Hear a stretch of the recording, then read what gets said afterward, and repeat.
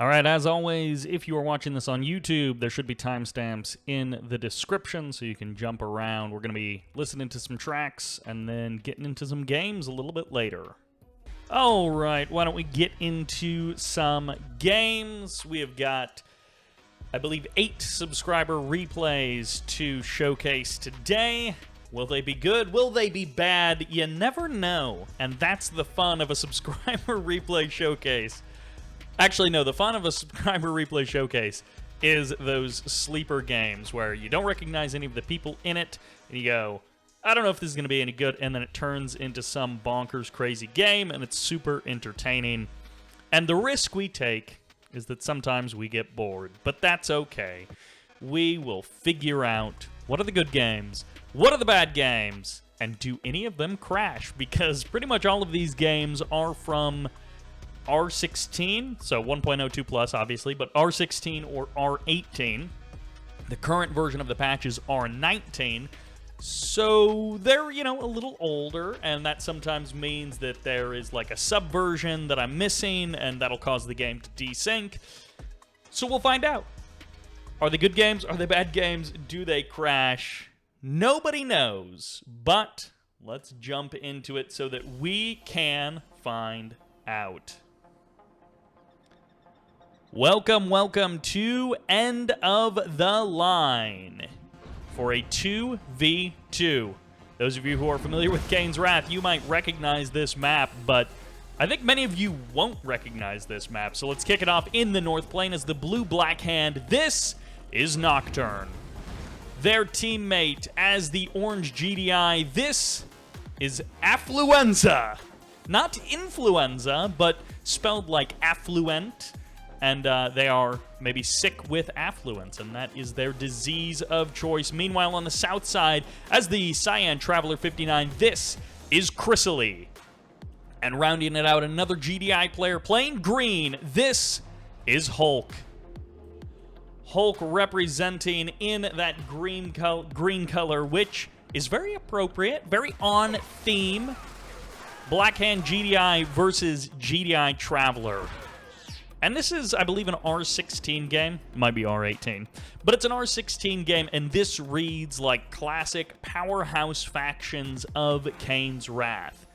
Throughout the history of Kane's Wrath, these are 3 very traditionally strong factions, as opposed to kind of the end of R18's life cycle, where it was like GDI and Marked of Kane with maybe 80% representation of GDI, and then like 18% representation of Marked of Kane. And then the result is a lot of Sonic emitters, a lot of Juggernauts, and that's what a lot of games come down to. But we shall see. A couple of bikes going to be coming in here for Nocturne. Might be able to pick up a Harvester kill. That would be a nice strike early on. Once again, these players are probably not the top tier players. However, this is good Harvester saving and rotation. Buys enough time with the 2 Harvesters taking a bit of damage for the Seeker Tank to get out. The Cabal here going to be adding that extra bit of DPS, and the Seeker Tank does go down, but again, good control from all players involved, actually.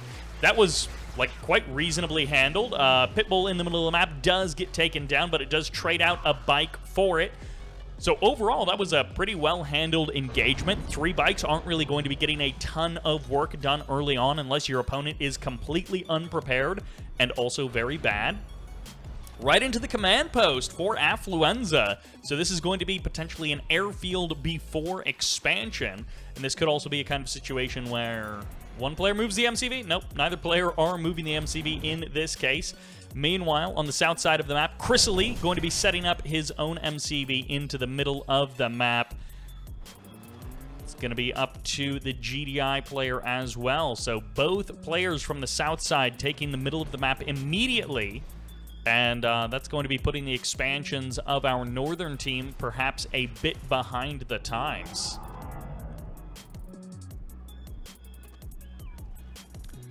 Scorpion tanks coming down from the high ground. Going to be meeting some Seeker tanks and some Pit Bulls in the middle of the map. First refineries getting established for our team in the south. Hulk and Crissaly going to be taking that expansion a bit more quickly. MCV has finally made its way down for Affluenza. and we will see who is able to hold the middle of the map, who is able to control the center of end of the line.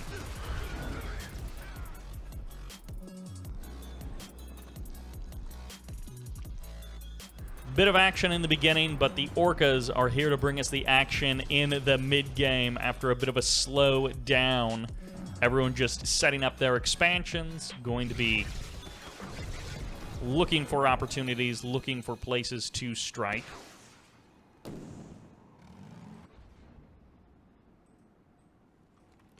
Those Orcas haven't found their way in just yet, but 4 of them are about to go Harvester hunting. They do take out a Gunwalker first. A lot of extra shots there going into that Gunwalker. Harvester should be able to go down, but the cost will be several Orcas. Maybe 3, but at least 2. Harvester does go down. That Harvester was pretty full on Tiberium as well. Affluenza going to try and escape with these 2 Orcas. Going to try and cut through the middle of the map and might end up getting caught by a plasma disc launcher or something.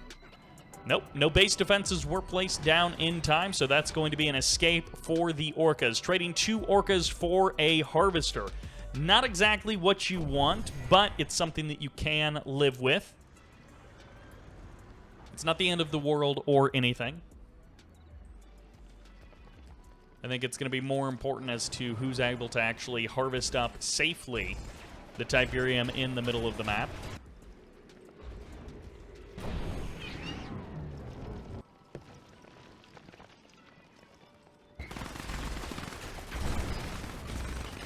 Guardian Cannon getting dropped by Hulk, so he's going to be adding a bit of defense on, safely harvesting away at the northern of the expansions in the middle.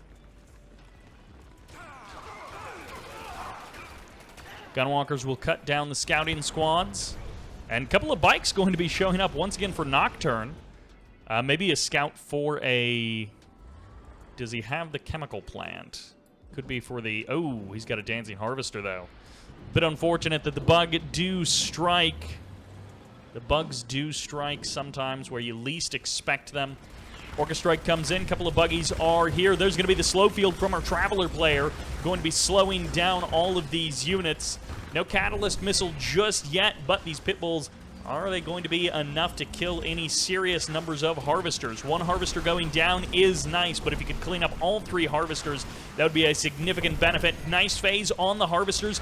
Portal directly onto the front line. Going to be possibly drafting Descents into the middle of this fight. Storm Column is here, and the slow field still keeping the infantry away from the front line. 1 tripod is here to absorb a good bit of that damage. Nocturne fighting this mostly on his own. I mean, these Pitbulls are here from Affluenza, but not much more than that.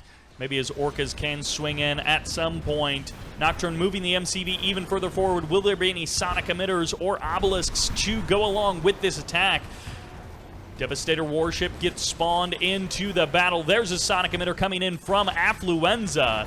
Going to be getting a couple of good shots off there, but maybe a bit more friendly fire than anything as these GDI forces from Hulk drive towards those infantry. It's becoming a bit of a mess as flame tanks come to the front line. Harvesters from Crissaly getting eliminated here, and the front line may be falling partially to this Black Hand infantry. Crissaly, without much help from Hulk, has fallen. The front line has collapsed. The Marv is on the way, but is it going to be too little too late as Affluenza's reinforcements showing up just in time?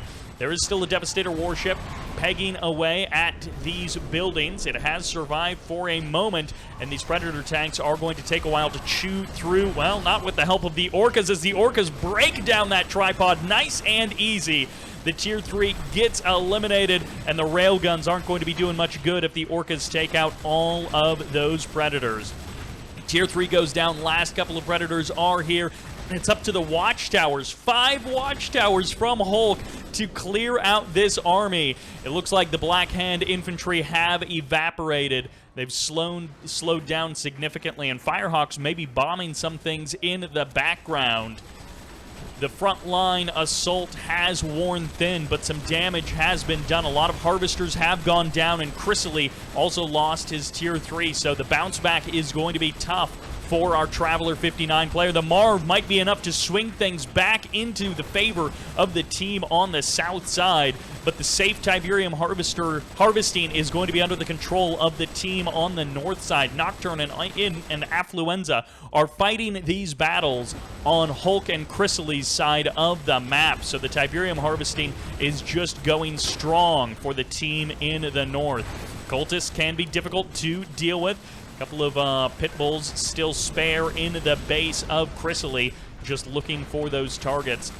Airfield goes down. Obelisk gets dropped on the front line. The MCV taking significant damage, and eventually, I guess that APC gets cleaned up. But some Zone Troopers going to be grabbed as well. They're going to jump jet to the front line, be used to help take out that Obelisk of Light. And those cultists dodging the shots from the Sonic Emitter. Crissaly, without much money in the bank, is making this work. The defense is scrappy, but it is strong enough to hold the line. Shockwave Artillery going to be firing off. Hulk with his couple of Juggernauts might be able to do significant damage to the Marv. A little bit of a hallucinated Marv or a invisible or a decoy Marv going to be getting mixed in here. Firehawks coming in. They're not going to be doing a lot of damage, but maybe every little bit helps, and the Marv goes down. Meanwhile, the Marv of Hulk is down to about half health. Juggernauts on the front lines for both players. Orca strikes coming in against both teams, and the Harvester that got stolen has not been cleaned up. Crissaly might be able to get some economy back online by stealing some Harvesters. Meanwhile, the Scrin Harvester has taken some significant damage, and Affluenza's Marv was absorbing a lot of the damage, but now it has gone down. The MCV of Crissaly going to take a lot of damage. Barely it does escape before the last couple of Juggernaut shots smash into it, and that will be an MCV escape, but the middle of the map is now almost completely under the control of Nocturne and Affluenza. Sniper teams getting added on. Those cultists are annoying, but it's up to Hulk, who has really the only frontline unit left, and that's a Juggernaut and a Marv. It's going to be a tough fight to try and unroot Nocturne and Affluenza. Although cultists can definitely help out with that. Sniper team's thinning the herd, but one single cultist member does survive. The Juggernaut goes down, and that is certainly one way to make things a little bit easier. Engineer running for the hills, trying to get to safety. He is here to capture some husks, but not if he falls to pieces. Firehawks bombing everything in the north. Power plants going down, but not enough to send him into low power mode. Nocturne stays online as the Rage Gen fires off, and it's going to be a little bit of friendly fire as these Harvesters get crushed. Hulk loses almost every single Harvester in a massive crush by the Redeemer. Affluenza's Orcas come in, and then the drop pod follows it up to clean up the Juggernauts one by one. The defense isn't here. Snipes the husks as well. Gets another Juggernaut maybe, but no. The Hammerheads from Hulk are barely enough to kill off those Zone Troopers, but not enough to stop this Redeemer. Infantry as the follow-up from Nocturne clean up another Harvester, and that's going to have to be GG. I can't imagine them bouncing back from this. Too much damage has been done. The nail in the coffin. This Redeemer, as Nocturne manages to do just incredible damage to Hulk, whose expansion had gone largely unattacked this entire game. Some nice last-ditch efforts calling in the Zone Troopers to beef up these Hammerheads, but I think the damage is done. Even if this Redeemer goes down, and it will, it's going to be a tough bounce back to try and execute. Marv v. Marv, you know. The tripod could get the EMP, as long as the Juggernauts aren't allowed to have anything to say about it. Dodge the EMP by driving forward. It's a good plan, but it doesn't work out as the Marv takes significant damage, and Hulk will lose another Marv, or perhaps even just his first Marv. The return fire EMP is going to secure the kill on the second Marv, and the cultists, no, it's actually going to be the Hammerheads with the Zone Troopers, which clean up the Juggernauts. A great strike here by Hulk as Crissaly falls apart. Hulk's Marv takes the dive, and now the Juggernaut Husks are going to get sniped before they can be captured. It's a costly move by Hulk, but it is necessary. One last rocket smacks into it. Another Juggernaut sniped by Affluenza's Orcas, who get cleaned up once again by Hulk's Firehawks. Hulk has done some massive damage in this game, smashing his way forward. But is it enough? That was a killer strike by Hulk. Laser Fence comes onto the Tech Lab. Might be another Redeemer on the way. Yeah, wanting to keep that Tech Lab around so that it doesn't cancel the Redeemer if it goes down.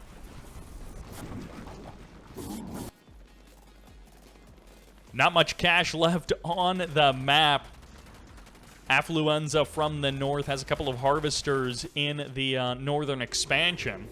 Going to be heading back home. Firehawks looking for those bomb drops, splitting carefully. Hulk might be able to just take out all of the infrastructure that's behind the front lines, and then it's just about defeating the army that exists, but it's going to be low power mode, so anything that comes in from this point forward is going to be a bit slower for Affluenza. He actually builds in a couple of extra power plants, gets himself back out of that low power mode. Stasis Chamber eliminated would be really nice. No more cultists to worry about. Forces the sell-off and this Corruptor. Well, it will eventually go down, or maybe it'll just get the kill with the help of these buzzers on all of the infantry. And I mean, you can kill the Corruptor, but you need maybe a couple more rockets than that. Another Marv on the way. Maybe about halfway done. Another Marv and a Redeemer could be really tough to stop. Firehawks once again bombing out those power plants. Hulk trying everything to keep his hopes alive, to keep this game alive for him. Hulk, after losing all of his harvesters at his natural expansion, and I mean almost losing his entire natural expansion as well, but has just been relentless with these bombings, and also those hammerheads, those zone heads, finding some really critical damage on those juggernauts. Even a grenadier inside of one of these hammerheads gonna be tossing those grenades. A couple of harvesters getting eliminated here. Again, really great use of those zone heads. Nocturne and Affluenza have struggled with dealing with the infantry, and now a fresh Marv is here. Notice the rockets go into it immediately because he knows those hammerheads he's going to have to fight at some point, and he wants some guns to be guaranteed on the front line to point up. It looks like the Redeemer Engineering Facility got cleaned up, and I don't think the Redeemer ever spawned into the game again. Hammerhead's absolutely destroying these harvesters. The aircraft have been so powerful for Hulk. The Firehawks, the Hammerheads. He's killed so many Orcas of Affluenza. I mean, definitely like a great start to today's subscriber replay showcase. More Firehawks bombing out that MCV. I don't think there was any chance to save it. Affluenza coming through with the infantry on the ground as well.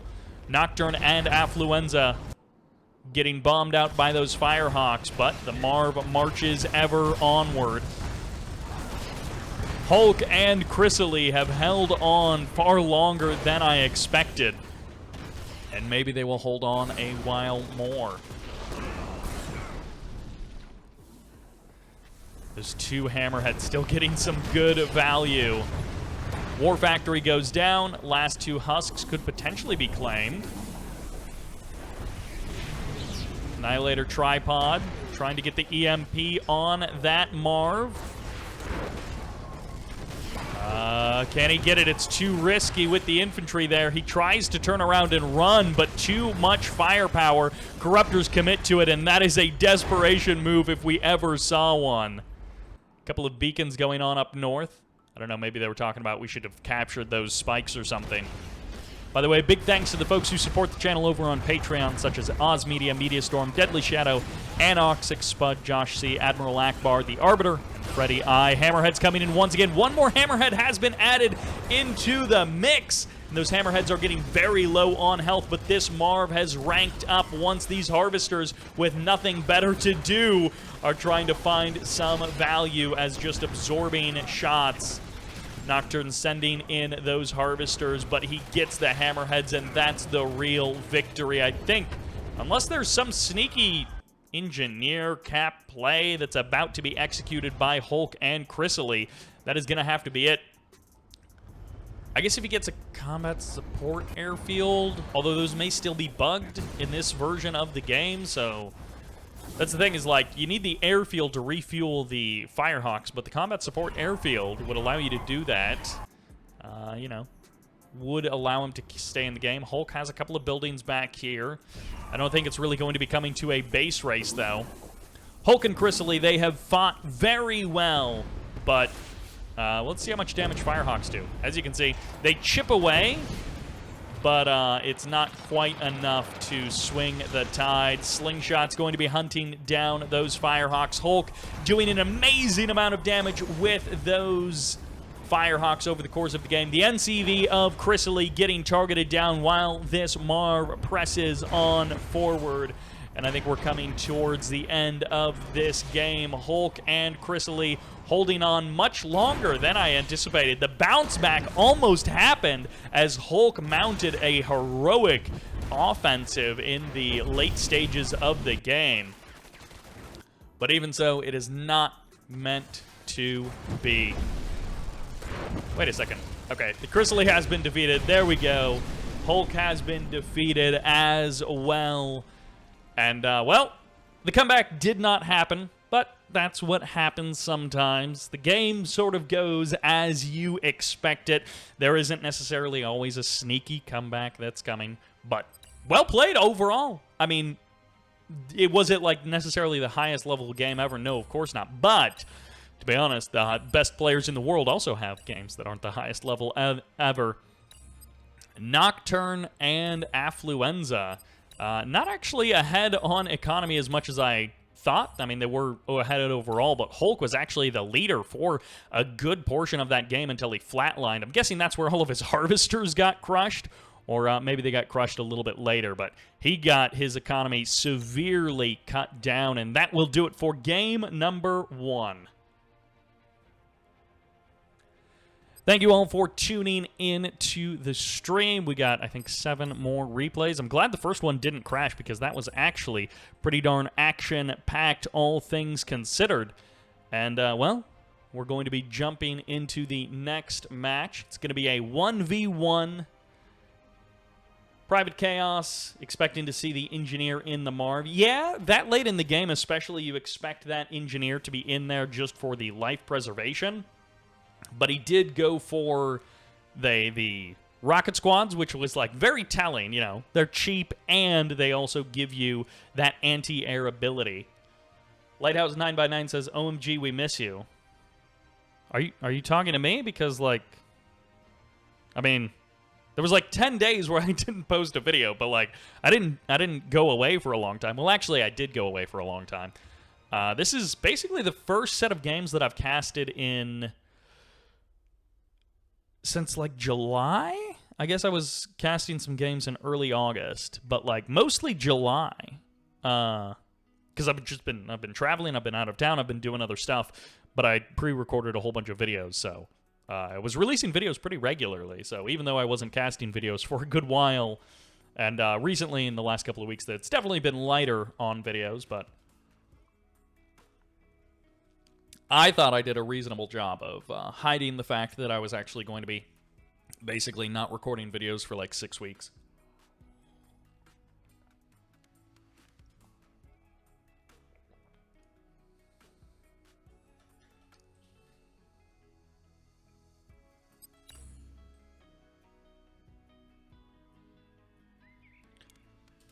Welcome to Tournament Airstrip for game number 2. It is a 1v1 between the red Reaper 17 on the left side. This is Solana, or short-solana. Meanwhile, on the right side as the pink nod, this is Manos.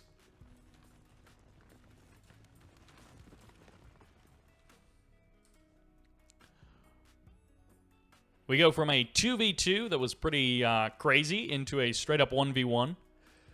Tournament Airstrip, one of the new, well, not new, one of the community-made maps that I like quite a bit.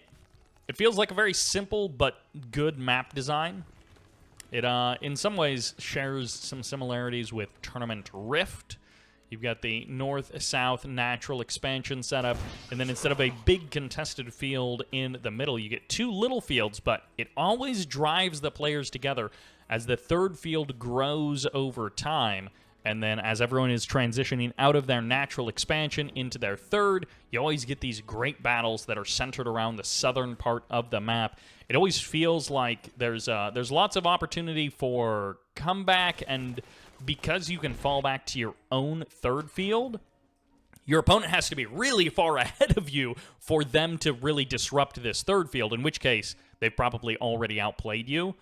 Late capture on the tib spikes, never good, but Short did manage to grab the tib spike in the middle, so that kind of makes up for it. Is there... Wait. There's only one... I thought there was 2 tib spikes per player on this map. I thought it was 2 per player and then a 5th tib spike in the middle of the map, but it's actually 1 per player, so that's actually quite fine that they grabbed the tib spike in the middle of the map.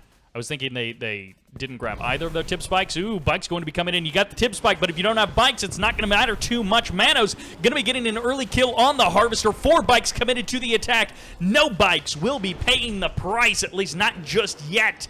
Second Harvester going to be taking a bit of damage off of those shields, and these bikes can cycle out. You can get the kill if you commit to it. You can even pull back the weakened bikes as they do take a couple of volleys from those Seekers. Perfectly done here.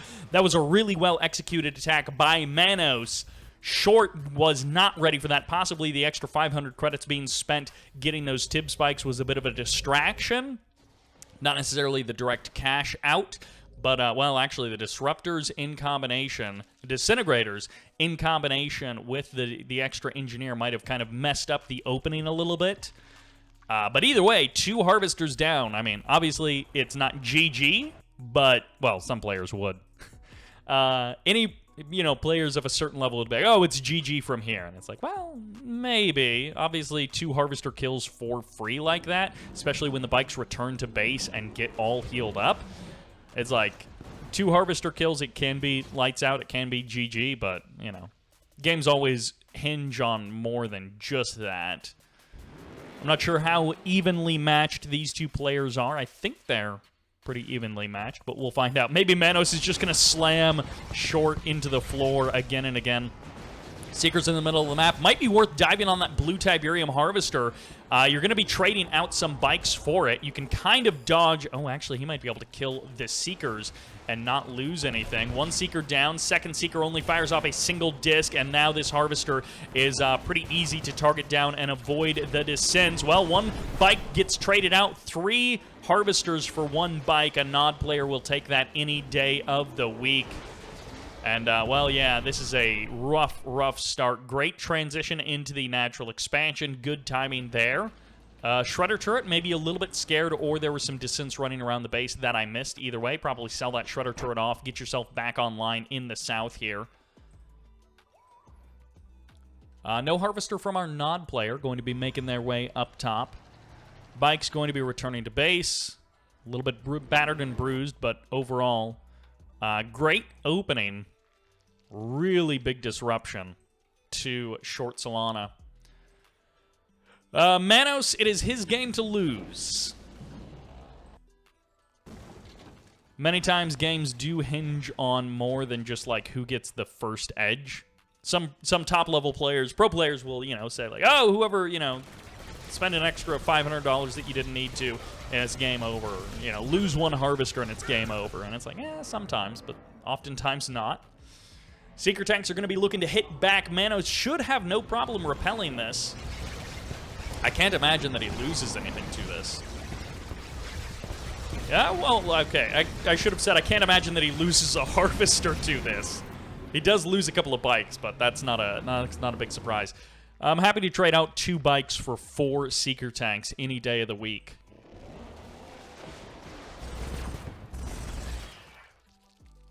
Descents get cleaned up in the middle of the map.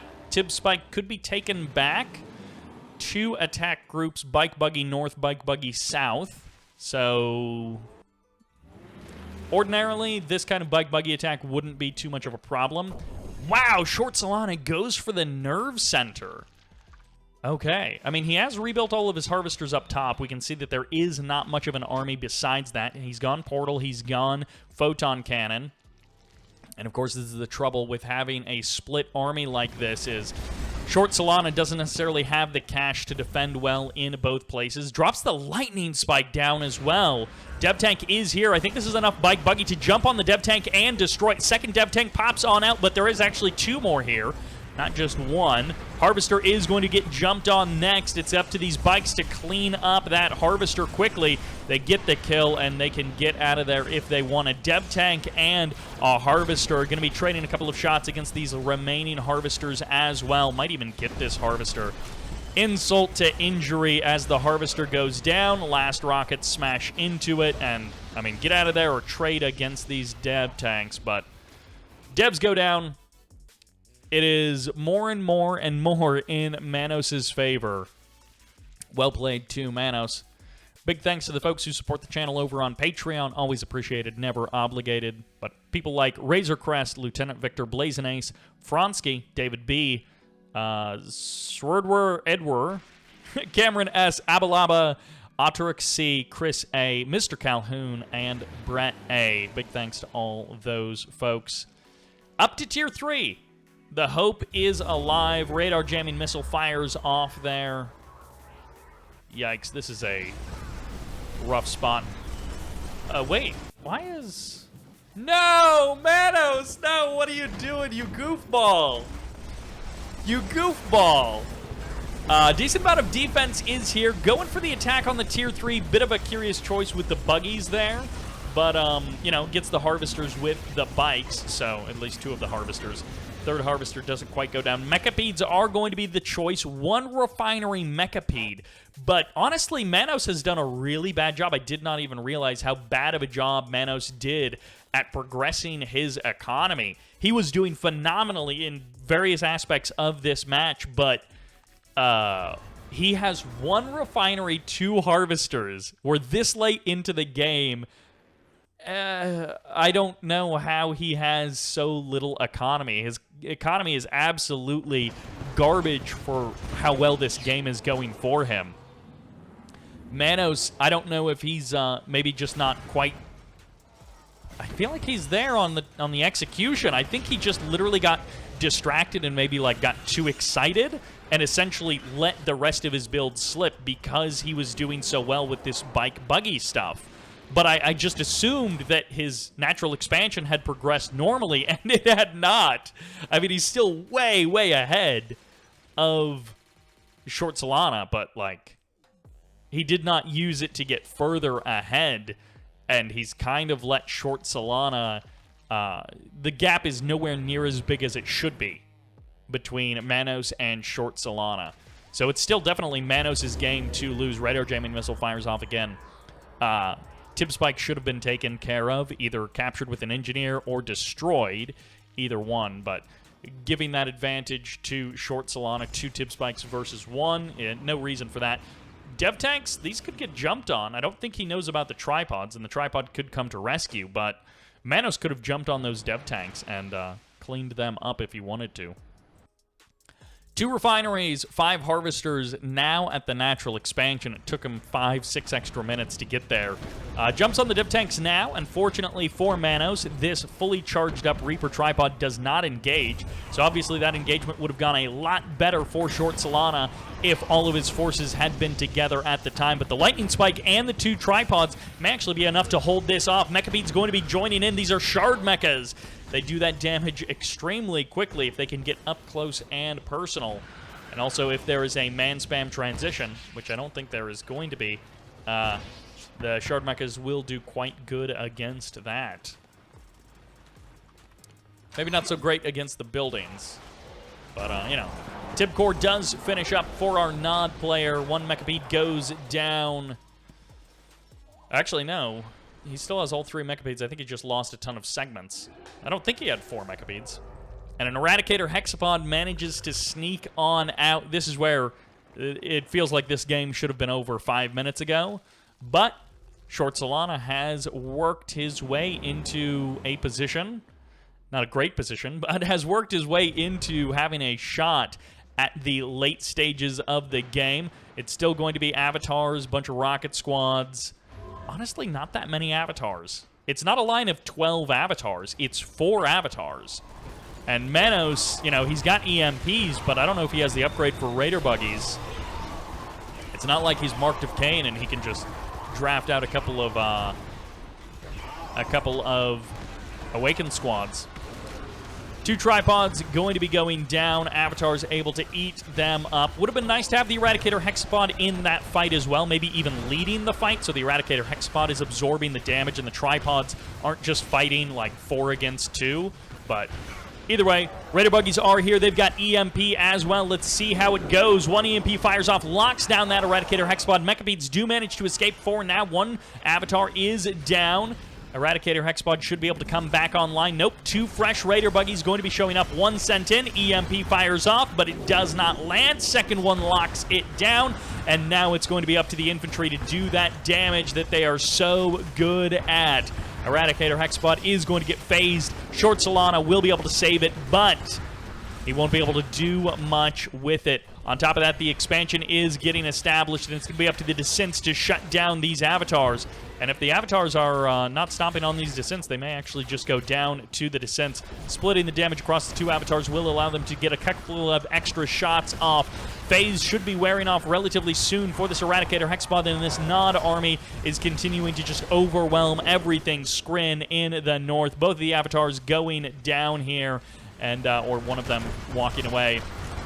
But the phase is still active in the north, and these buzzers are just cleaning up absolutely everything. 1 of them going heroic, 2 of them going double vet. There's the stasis to try and save the Eradicator. A moment too late, the cash down the drain, and it just does not matter. Tripod's going to be coming in at the last second, and the rocket squads have already all been cleaned up, so it's actually a good fight for short-solana, and now that the army is coming in, it's no longer a good fight. This Redeemer is going to help swing things into the favor of Nod even further. short-solana has outstayed his welcome. Corruptor's getting targeted down. Tripod's getting targeted down.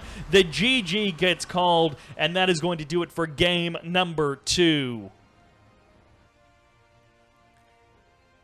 Manos with a great start, a great finish, and a bit of a weak mid-game. It was really down to just not transitioning well into that natural expansion. I mean, we've all done it from time to time. You get so excited about the action, about the fights that are happening, the fights you're winning, and you completely let your macro side of things slip. And as a result, instead of having an unbelievable lead, the lead was just okay.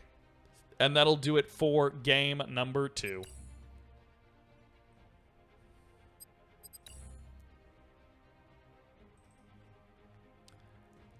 Ooh, looks like we've got ourselves another 1v1 to jump into. We'll see how this one goes.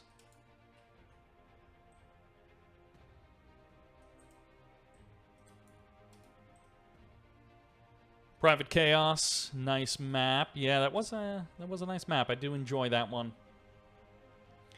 How's Baby Bert doing? Baby Bert is doing pretty well. We thought he might have been sick a couple of days ago, but he's been doing well. He wasn't actually sick. He just woke up with, I don't know, he had a stuffy nose and a terrible sounding cough, but, you know, by the middle of the day, he was pretty much fine, and then the next day, he was pretty good.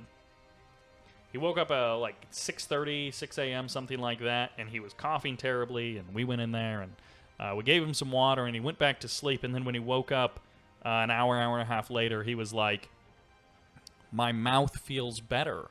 And that's how he described it, was just his mouth feels better. And that means, you know, he was no longer coughing and he didn't have as much of a stuffy nose. So I guess he wasn't actually sick, or if he was sick, he was very minorly sick and only for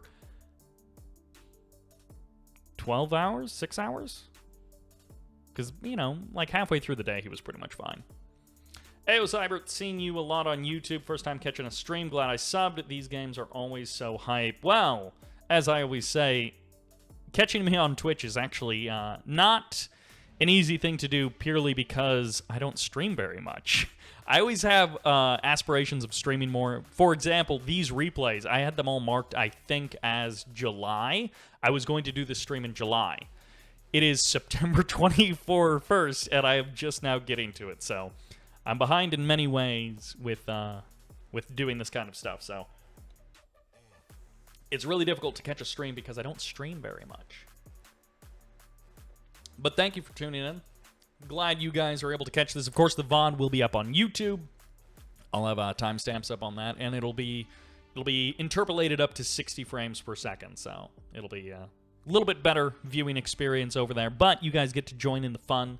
You guys get to see the action first. And, well, let's jump into it because, hey, these games are actually turning out to be pretty good. Welcome to Tournament Odyssey for game number 3. It's another 1v1. In the north, it's the blue nod. He is the CommonBank, a.k.a. Wank Bank. I always love when some people think that wank is like such a hidden term, like, oh, nobody but us Brits know what wank means. It's like, no, like, the internet exists. People know what this stuff means outside of your region. In the south, as the purple GDI, this is Terenka. A much more difficult to pronounce name. Terenka? Terenka? But it's not spelled Terran like Terran in StarCraft. It's, I mean, you guys can see it. Unless you're listening to this all tapped, in which case I will spell it for you. Terenka. Look, I know. I watch games alt-tabbed as well, so, you know, you're doing something else, you're just listening to it, you alt-tab for the fun bits. So I understand. You don't have to pretend, although sometimes I do watch stuff on my TV. If my wife is, you know, doing something else, or sometimes I make her watch some esports with me. 1v1 on Tournament Odyssey, Nod versus GDI. No, the colors don't match. They aren't their canonical colors, unfortunately, but we will survive. CommonBank, we've seen him in some team games mostly. I mean, maybe I've seen a 1v1 from him in the past. But if you watch the channel for a while, you've seen some of these subscriber replays before, then you'll probably have seen the CommonBank. I feel like he's a solid mid-level player, but Terenka, which could very well be a smurf for someone else or just an alternate ID, you know, no idea. No idea. No familiarity with this player, so hopefully it's a good game. Hopefully it's a good match between these two. Doing the annoying thing. The scouting seems pretty decent right out of the gate. So these aren't total noobs. They at least know that they should be scouting, and they have some general solid scouting patterns down. So, I mean, you know, that's like step 3 in learning how to play Kane's Wrath, is learning the scouting patterns for the maps. And in this particular case, the militants are going to be able to get the win against these riflemen. Well, this last militant squad will be able to if they manage to close the distance, and they do. There we go. Watchtower does get the kill on the militants, though, and, well, bye-bye militants. Nice and easy there for Terenka. Oh, you hate it as a Nod player, you love it as a GDI player. Getting 50% health away from a power plant. I mean, either your opponent has to spend a bit of cash repairing that. Ooh, it's right into a war factory. So it's going to be refinery first at the natural expansion for Terenka, and it's going to be double war factory right away for CommonBank. He did move over to that, but he wanted to get rid of that scouting squad because he is going big with the bike buggy, and he's going to try and get a harvester kill or two. I feel like in this situation, you really want 2 harvester kills. Nice pull. Okay, Terenka is paying attention. He's not asleep. He is awake. And also, he's got the scouting squad over there. He's got a scouting squad there. Terenka is well set up. Guardian Cannon does get deployed. This is either R18 or R16. So, in both cases, the Guardian Cannons are still pretty good.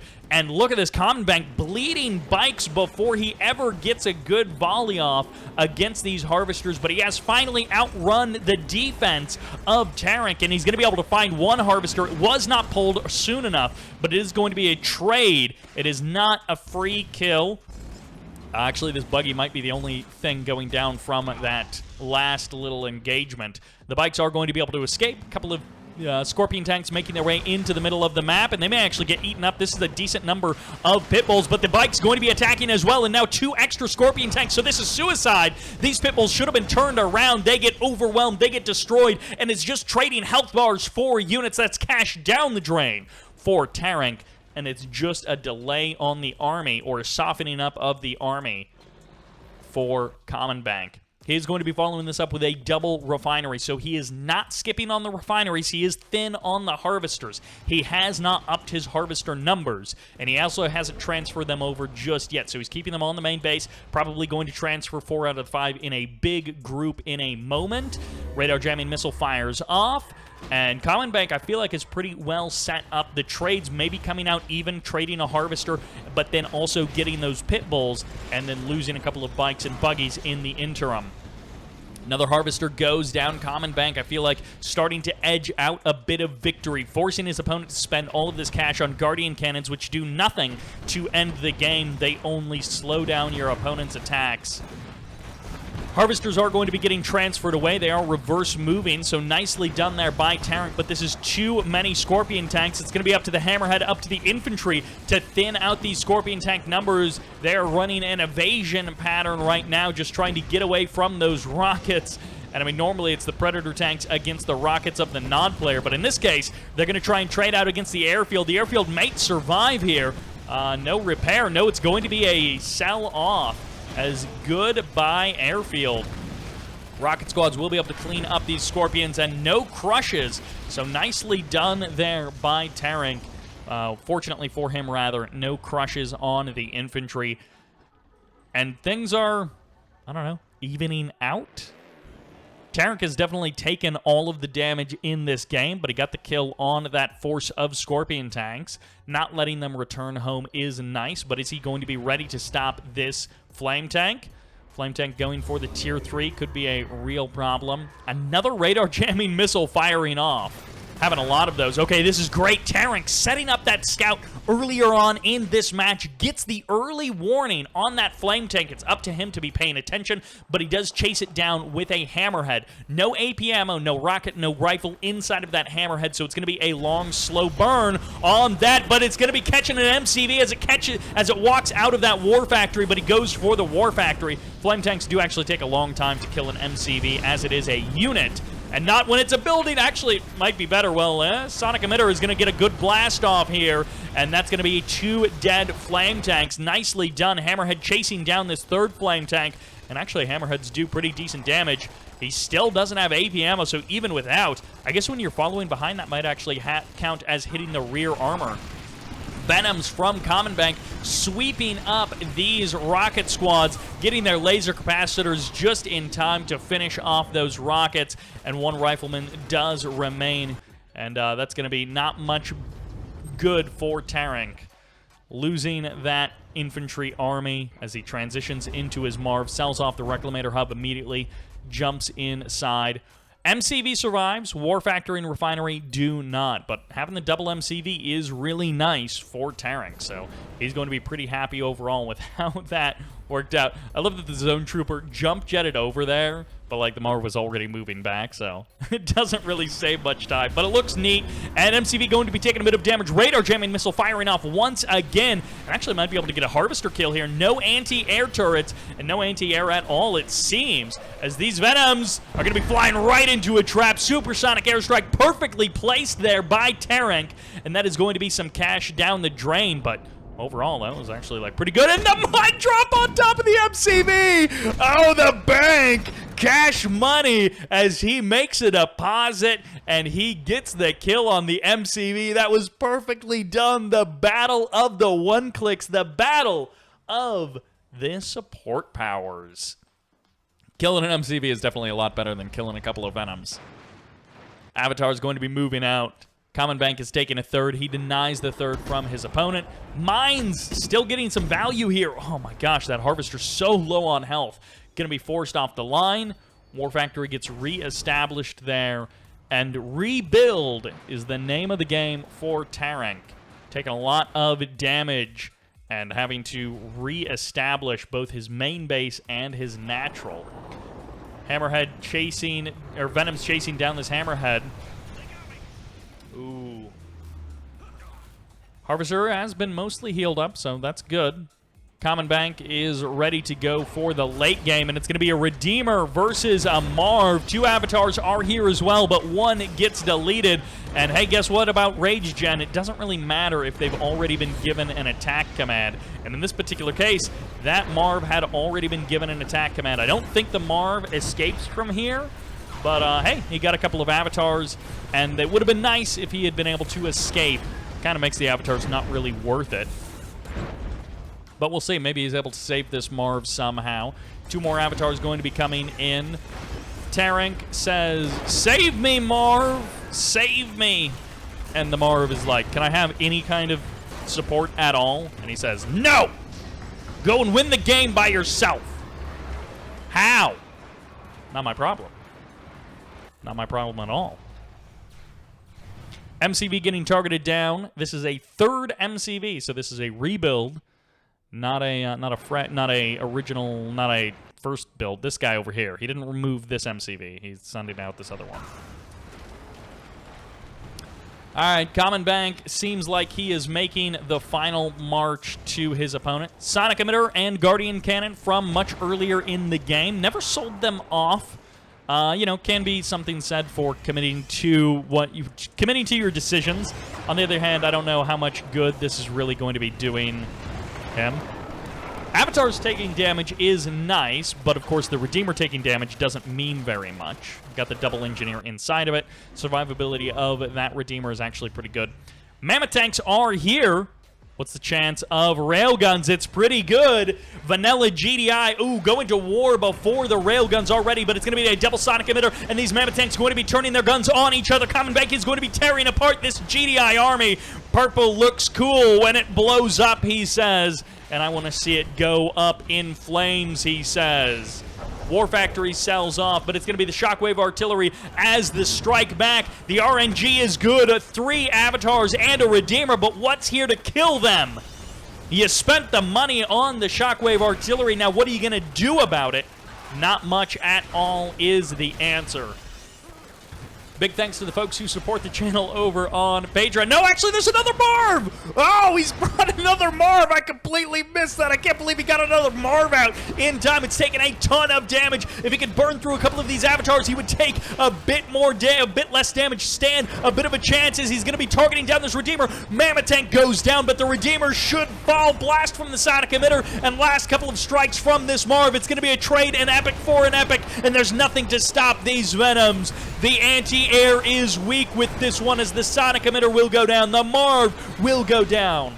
And the CommonBank should be able to take this game. Just targeting down that Space Command uplink. He's like, I do not want to get deleted by that. There we go. Victory does sound off for the CommonBank. Big thanks to Zero Below, Joel S, Isaac H, Yurii S, David R, As109, Paul D, all for supporting the channel over on Patreon. Always appreciated, never obligated, and that is going to be doing it for game number 3. Welcome, Extremizer, going to be joining the chat. Private Chaos says, I made a poor choice. I did a public 2v2 on Kane's Wrath. My teammate left. Yikes. Yeah, that's a case of... 1v2 is hard for, you know, basically anyone except for Bike Rush when he's playing noobs, but like a 1v2 and then when it's just randos, yeah, that's always tough. Sorry you had that experience. Hopefully your next match is a little bit better, a little bit more even between the two of you. Decent game on Odyssey, not great. Bit of a slap by CommonBank. I'm going to guess he sent in that replay. I don't think Terenka sent in that replay.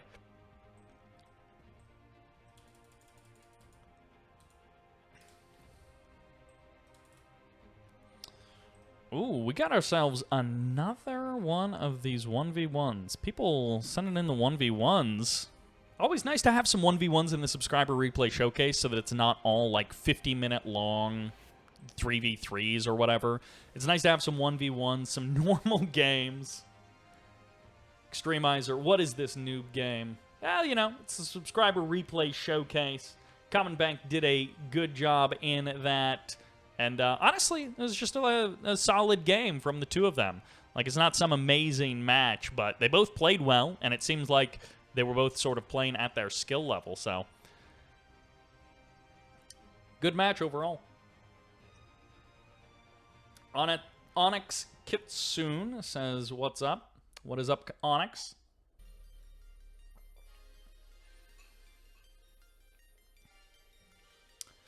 Thank you all for joining the live stream. Let's jump into another game. Welcome to Tournament Dustbowl. No poker. In the middle of the map is the EMP Control Center, and on the right and the left are no tib spikes. So the tib spikes get moved for the no poker variant of this. In the north, as the orange GDI, this is Affluenza. Looks like returning from game 1. And some of you will know this guy, some of you won't. In the south, as the green nod, this is Booka. Booka going to be showing up in this match. GDI versus Nod once again. So we get a couple of straight-up games. GDI is at least its canonical color. And Nod, not so much. You know, playing that green Nod, but who cares? GDI versus Nod, Tournament Dustbowl, no poker is the stage. Big thanks to the folks who support the channel on Patreon, such as MRL515, Sir Jack, Naginatana Cruiser, a.k.a. Pierce, Faisal A, Hawks, Cardo S, William H, JPeak128, as well as Event Horizon, Jeffrey F, Jakob M. Always appreciated, never obligated. As things get going here on Tournament Dustbowl, it's looking pretty normal. Scouting squad comes in. It is going to be a Shredder's turret to deny the scout. We'll see if there's anything sneaky or if that was just a normal scout deny. It looks like it's going to be another refinery. So Booka going for that second refinery. All of the times are looking normal. Everything is looking straightforward for both of these players. And with the early game planned out so nice and neatly, we look towards the mid-game to show us what this game will turn into. There's the third power plant. So no MCV move before the third power plant, but that's a pretty minor detail, all things considered.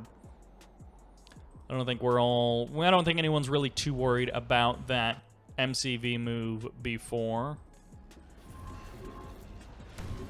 I think maybe it's like 1% more efficient to move the MCV when you don't have the cash for the power plant, because it gets you to the natural expansion, I don't know, 5 seconds faster or something. But, like, I don't think it's that big of a deal, all things considered. Short walk to your natural on this map. Harvester numbers looking normal. The scouting coming in with the Pitbull or whatever it was that's running around. Yeah, the Pitbull just doing a bit of harassment on these harvesters. Doing a bit of damage to Booka's economy and, you know, slowing it down. But, of course, not by a significant amount. Pitbull going to be getting pushed back. Raider Buggy is the one to do it. Natural expansion getting established for both players. Lots of extra harvesters. This is a macro-oriented game if we ever saw one. This is the standard. Ooh, War Factory. Okay, so not total eco-greed. A little bit of balance coming in from both players. Booka goes for the Hand of Nod. War Factory in the north, though.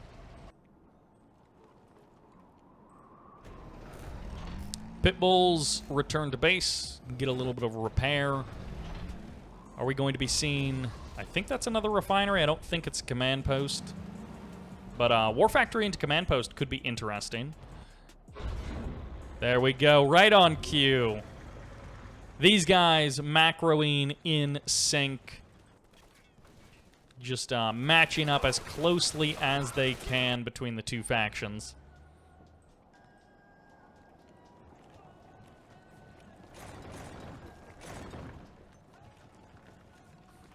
Hey, Onyx with the jokes. The response to what up is currently a ceiling. Hey. We got a comedy genius over here.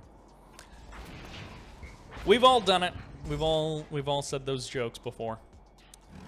Decent amount of pit bulls. If they could sneak by the defense of Booka, they could actually end the harvesters pretty darn quickly. Is that a one-click scout?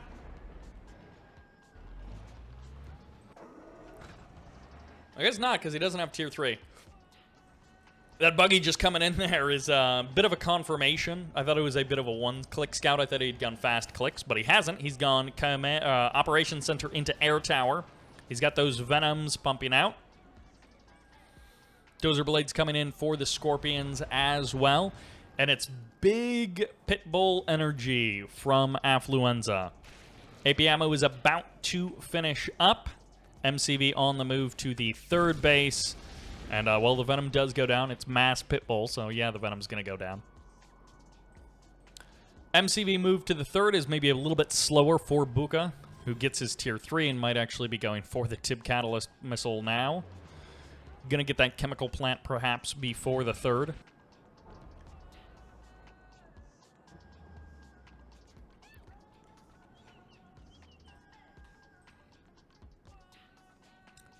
These mass pit bulls, we'll see if they ever actually do anything, because currently they're just hanging out. They're just looking over this third base, hoping that some harvesters transfer in. Here is your opportunity. Are you paying attention, Affluenza? He is indeed. He's going to be able to collapse in on these harvesters. Should get one for sure.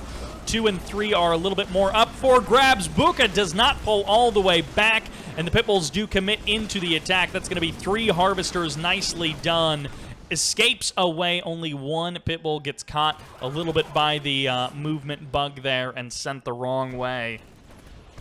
Passing through the middle of the map is going to be trading out with these 1 rocket squad inside of that building. AP ammo has finished up. APCs and Preds mixed together. Obelisk does get deployed at the main base, so Booka is expecting some more pressure over at the main base. He's expecting that to, you know, be something that he needs to defend. Redeemer comes online, sells off immediately the engineering facility. Orca Strike going to be coming in. Gets a good read on everything in the natural expansion. And no one-clicks just yet from our Nod Boy. I did expect it to be a chemical plant to go for those one-clicks. Losing 3 harvesters is never great, especially when your economy is, your third base is a little bit slower than your opponent's expansion. But a very passive game overall from both of these players. I feel like they've done fine on the macro side. It's just like a very passive game. Are we at multi-MCV yet, or is this just, oh, no, beam cannons. Hammerheads do show up. They get the scout on the beam cannon. Might be a chemical plant finishing up now. Pitbulls show up to clean up the Venoms. Little bit of a, this feels like Twin Blade Bullfrog in Red Alert 3. Gonna be able to get the SAM turret as well. Goes for the tier 3 after that. The Redeemer is already out, so no slowdown there, but the potential of shutting down those higher tech units is nice. Rage Gen fires off somewhere on the map. On the front line, it's going to be Predator tanks and APCs going to be getting crushed by that Redeemer to hold on to the third base. The Hammerheads get out of town, but the Pitbulls stay to trade against this Avatar. 1 Pitbull won't be enough to kill off that Avatar, and it might be a couple of free power plants on the edge of the base there. The Redeemer standing strong, the APC Predator tanks having to back up on out of there and could take down this upgraded power plant as well. That's a low power mode for this Nod Boy. And he's going to have to give up the War Factory, give up the Obelisk as well. Booka falling apart perhaps here as he is not able to shut down these Hammerheads, and he is struggling with the damage that they are doing to him. His infrastructure getting slowed down, having to rebuild that tier 2. No more upgrades for power plants until he rebuilds that operations center. Could be on the way right now. There we go. It's the chemical plant, actually. He's hoping he can strike back. He's hoping he can take down one of these refineries, which would slow down the economy of Affluenza by a decent amount. I don't know that he has the cash in the bank to actually execute on that plan, but maybe in a couple of seconds he will. Harvester's heading back to that main base to clean up some of that Tiberium. Not much there. Not much to grab. Maybe long-distance mining would be the better choice. Not sure. Tib spikes are still held by their respective players. No upgrades on those Preds. If you're going to commit to Preds this long, I'm really surprised that there hasn't been railguns. Did take a while for the Marv to come online as well. Avatars are here. One Predator tank given away for free. Win ahead, donate some units because it's more fun that way. Harvester's coming in. Could be a Harvester Scout for the chemical missile. The catalyst missile, rather. Mine drop on top of the Predator tanks, on top of your own Harvesters to try and keep them safe. Booka brings in the Venoms as well to push away these Hammerheads. They're going to get some basically free damage on this Redeemer, but Pitbull's going to be trading out and dying as the Rage Gen takes over their mind and forces them to stand here and die, basically for free. Oh, a couple of Laser Scorps going to be getting to the back line. The tech center is under threat. There's going to be the pop-off of the laser fence, and that is going to give it significantly more health. And the Marv, it can't quite get into the corner to clean them up. The Tier 3 is going to be firing off, and the Catalyst Missile catches that refinery on the right. The Tier 3 gets saved barely against all of these Scorpion tanks. Yikes. Scorpion tanks going down, almost getting... Oh no, one is left! One Scorpion tank is left. This Marv is literally inches away from killing off that Scorpion tank and just doing nothing about it. Just fire one shell and it's lights out. It's game over. It's GG for that Scorpion tank. There we go. What are you doing? Are you kidding me? The Harvesters are blocking it. Okay, there. The railgun finally gets it. We got it eventually, boys. It's not every day that you see a Marv struggle to kill a low-health Scorpion tank like that. I mean, I know he's got laser capacitors, but you know, it's not that scary. All right, place your bets. Double Engineer? All right, double rail, double engineer. I always hope for the, ooh, I love this. Vertigo is going to be coming in. Take some health off of that Marv. If you can chip away at the health before the big engagement, before the big fight, that is always nice. Especially when the Vertigos get, you know, they escape with just, what, 10% health taken off? Nice and easy. But yeah, you chip away at that Marv. Of course, the engineers will heal it up over time. So depending on how long until the next engagement, it may not actually matter. But Marvs are slow to move across the map. You chip away at that health as they're transferring over to the fight. That can be a good way to start a fight with your enemy epic unit at 50% health.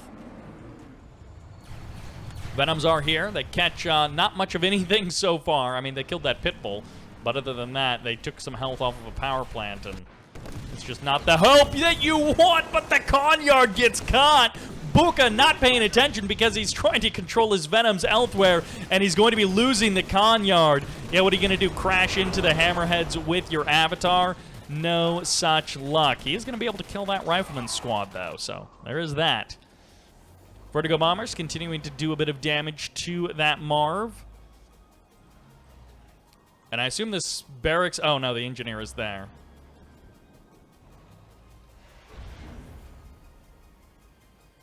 Will he go in or not?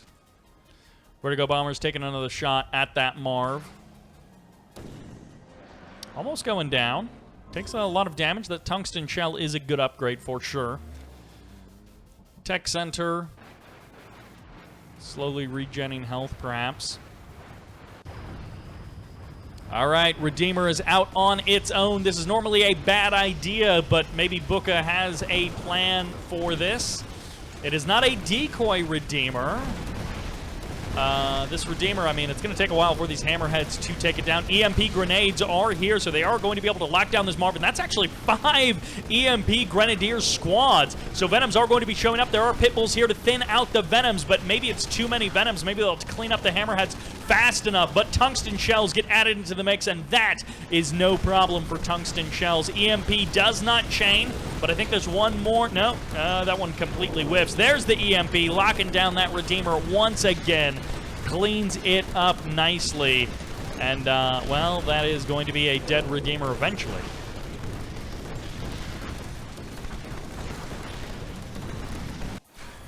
I don't know. Is there anything else going on? Oh, yeah. This Marv is slowly but surely getting whittled away by those avatars and those venoms. Goodbye, Redeemer. The Marv is the new attention seeker on this map.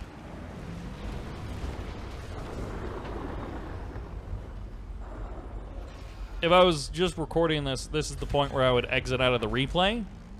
But since this is a subscriber replay showcase, and we're doing this all live on Twitch, we're going to hope that this game turns into something magnificent. Okay, love it. Once again, always great to see good Vertigo use, or just active Vertigo use. Not that bombing a Marv is like some kind of genius move, but it's just active Vertigo use. And hey, Slingshot's going to be able to clean up a couple of those Venoms, but this Marv has been forced to run for its life. It feels like Affluenza has been ahead for most of this game, but unable to finish it out. Hammerhead's going to be committing deep into enemy territory, bringing a couple of Slingshots with him. Means that the Venoms don't survive long enough, and now target down the power plants for some easy low power mode to make it difficult for for Booka to get himself back online in terms of production. The Marv did manage to escape. I hope those Vertigos come back and take it down. Go for the power plants just to slow down any more production and cause even more problems. Booka hasn't been dead for the whole game, but hasn't been doing much for most of this game. 4 or 5 avatars out is great, but of course avatars don't shoot up. Tail gunners on these Vertigos are going to try and chase away these Hammerheads, but the Pitbulls are here to chase away those Vertigos. Power plant does get established. Vertigo Bomber is going to be coming back in. Claims one of the Hammerheads could force fire or focus down that power plant, but he has found a safe angle to engage. 2 SAM sites on the north side of this base. And Affluenza is not going to be able to get a free kill there on those Hammerheads, or on that MCV. A couple of Hammerheads going down, but the Vertigo Bombers are now getting caught as they transfer back to that air tower. Goodbye, air tower. Vertigo Bombers do get off the deck, but now it's into the Raider buggies to try and kill off these Hammerheads, and they're finally going to be able to get the job done. A couple of Raider buggies, as it turns out, might be the right choice to make. Venoms, SAM sites, Vertigo Bombers, Booka, and now Raider buggies. Booka is trying basically everything in the book to take down those Hammerheads. And he finally has found the solution. Affluenza cannot close this game out, it seems. The Marv did survive, I think. I'm not sure where that Marv ended up.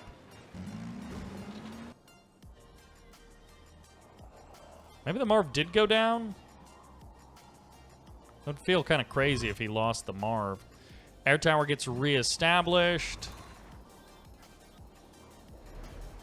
I guess? I guess the avatars killed the Marv?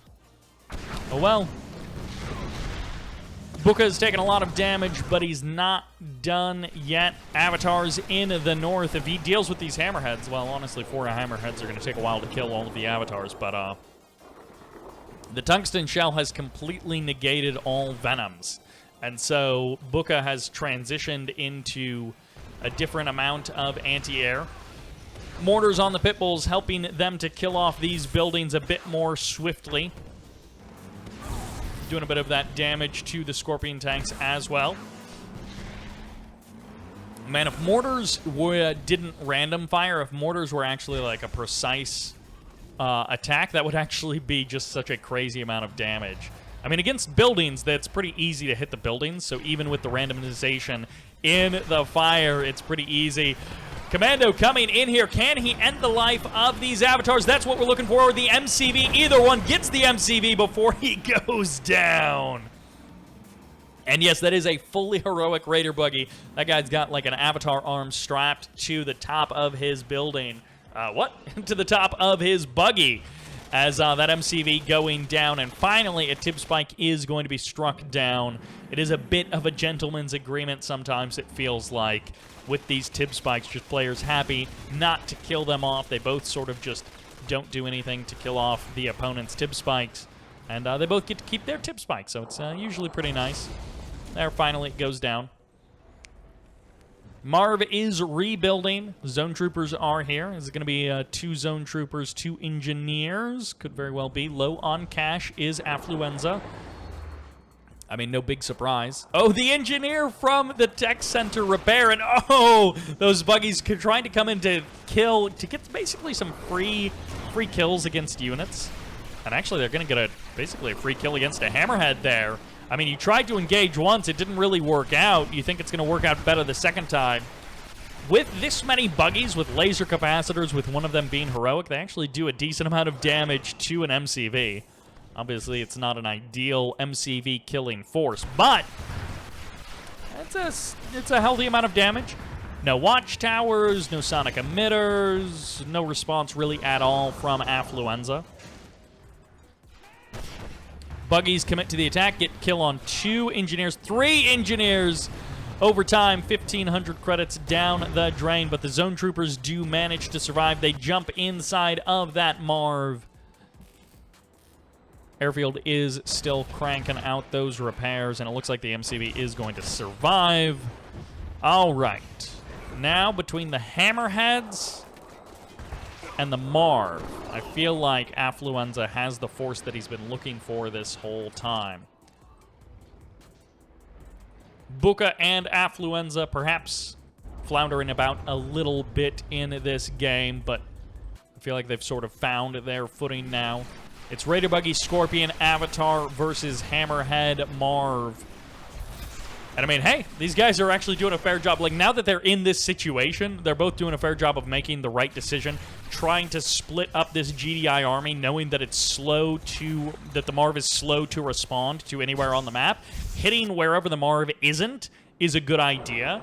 The combination of Raider Buggies and Scorpions is difficult for the Hammerheads to deal with by themselves, so the Hammerheads really do need the Marv there to support, but the Marv is just so slow that it forces Affluenza to make some kind of a choice.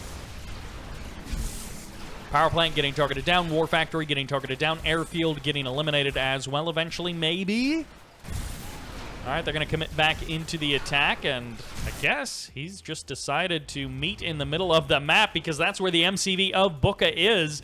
Grabbing the EMP control center is nice, but at this point, it might be a little bit too late to actually use it. This game may not last long enough for this EMP control center to actually fire off. Ooh, Buggy does go down. Scorpion tank almost, yep. Scorpion tank going down, and the Marv is in the middle of the map, but the Engineer is going to jump inside of that EMP control center anyways. All right, it is 5 avatars versus a Marv, and the Marv is going to be closing the distance. He's going to be going for the crush. Gets 2 avatars, 3 avatars, 4 avatars with the guns, and it's going to be up to the Hammerheads to support those rocket squads coming out of somewhere. Where did those rockets even come from? I'm not actually sure. Okay, I guess that's where they came from. As the Marv going to be rounding the building, trying to kill off the anti-air so the Hammerheads can freely roam the map. Sonic emitter is here. Going to be able to get a nice blast off. No kills, though. Second blast should be able to kill off some of these Scorpion tanks. 2 Scorpion tanks for that blast. Hammerheads still trying to avoid those buggies. Great sonic emitter hit, but the fully heroic buggy does still survive. The MCV managed to sneak down to the southern part of the map. He's going to be taking over Booka's old main base, and this MCV can't go anywhere. If you pack up, you're dead for sure, and if you don't, you're dead for sure. Either way, you're dead for sure. It's going to be up to these rocket squads. The Secret Shrine is here. Going to try and get some upgrades for those infantry units. Shockwave Artillery firing off on his own base because he's that desperate to stop these buggies. EMP lands. Zone Raiders able to clean up the rest of them. And the heroic buggy going toe-to-toe with that Hammerhead, toe-to-toe with these rocket squads. And it's a hard counter versus a hard counter of sorts. I guess a real hard counter would be like a Predator tank, but Anti-vehicle infantry versus anti-infantry vehicle. And strength against strength, I guess. As that Raider buggy is fully heroic. And, well, eventually gets EMP'd there by the Grenadiers. And slowly but surely gets eliminated. Honestly, I care more about what's happening to this Raider buggy than almost anything else in this match. There goes the Raider buggy. Good night, sweet prince. Affluenza, after getting kicked out of the northern half of the map, is going to just take over the southern half of the map.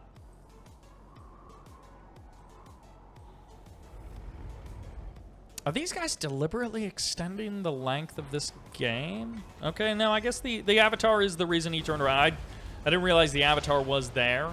And, well, it is a stealthed avatar, it looks like, so it keeps... Oh, GG! Woo! We're done! All right.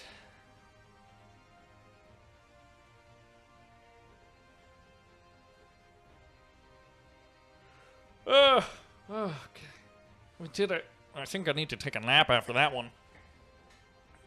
Well, you know, I said at the beginning, we're going to find out which of these games are good or bad. That game, I feel like, was fine, but really, it would have been nice if it was a 15-minute game instead of a 25-minute game.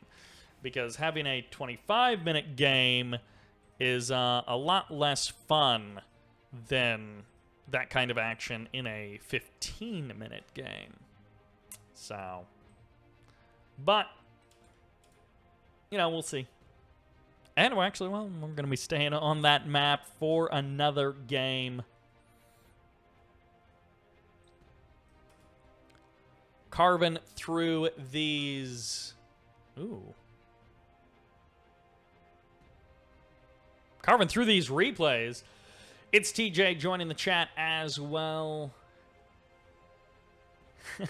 Yeah, it's hard to catch the streams just because I don't stream a lot. How are you doing, TJ? I hope you're getting some more sleep as of late. We're checking out some subscriber replay Kane's Wrath matches if you're just joining.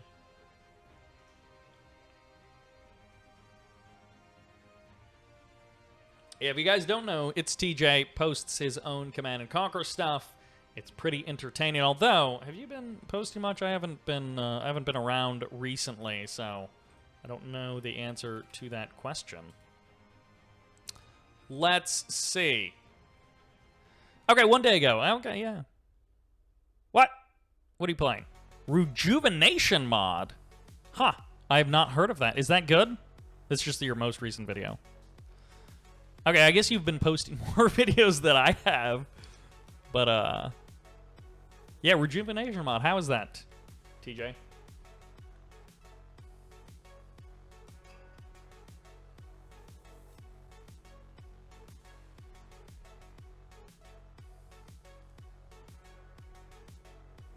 Finally sleeping through the night. Congratulations, man. That feels great. It's not fun when little guys are not sleeping through the night.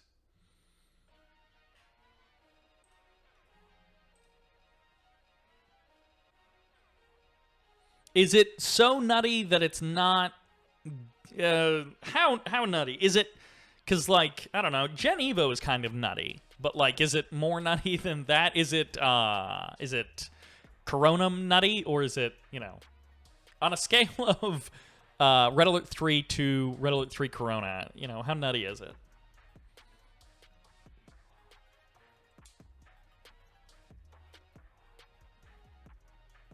I think the last time I streamed, for whatever reason, my system was producing a slideshow. So it's nice to see that now we're at 0 dropped frames. We've been live for an hour and a half, and we have 0 dropped frames at all. Okay, so it is a little nutty. When you go past the point of OP, everything is OP, then nothing is OP. Well, you know. Sometimes that works.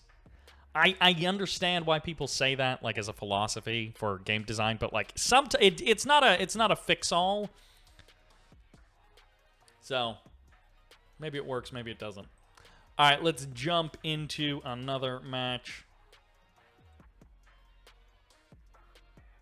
Here we are back on Tournament Dustbowl, no poker. It's got the Night Skin on it, courtesy of the Master Leaf 4K texture pack. It's one of the options you can check if you want to make things look a little bit different.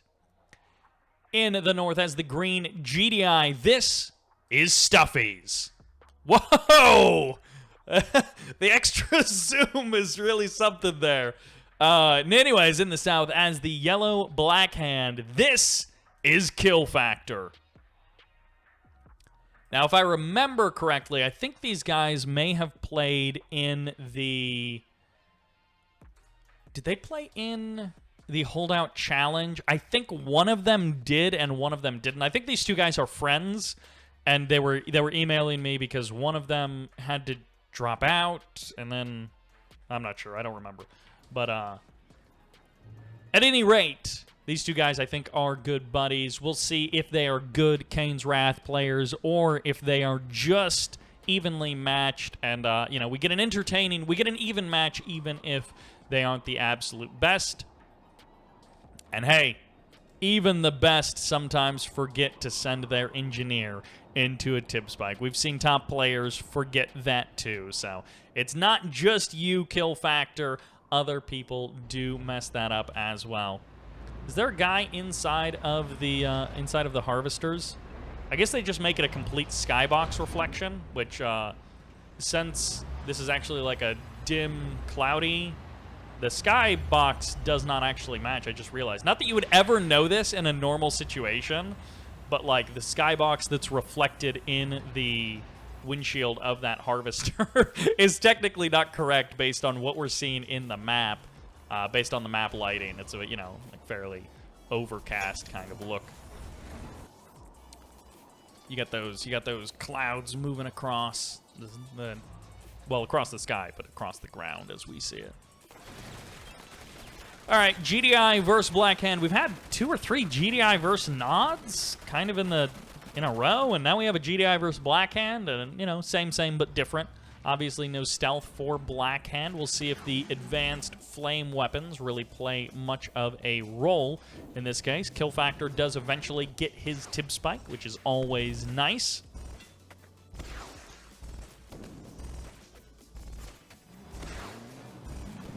Pitbull versus a Buggy. It's a classic fight that, you know, pretty much always happens. You always get at least one Pitbull against at least one Buggy. A couple of bikes are here, though, for Killfactor. If he crosses the map with them, he might be able to do some damage.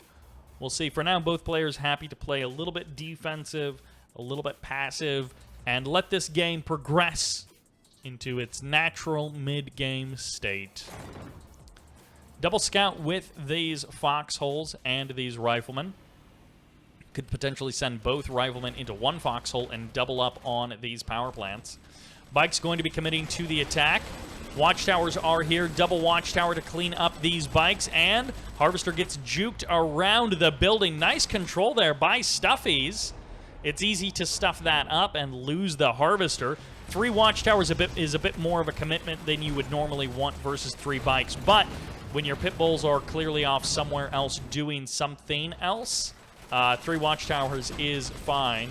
It's better than losing the Harvester, although you may lose the Harvester versus the Scorpion tank anyways, which is a bit sad for Stuffies. Now, really, where are his pit bulls? Okay, they're finally attacking, cross-mapping, looking for a bit of damage, but it's going to be pit bulls against Scorpion tanks, so it's going to be sort of a win on both sides of the map for Killfactor, and they don't call him Killfactor for nothing, because he will kill something of Stuffies. That's the reason. His parents were like, you're going to kill some stuff of Stuffies one day.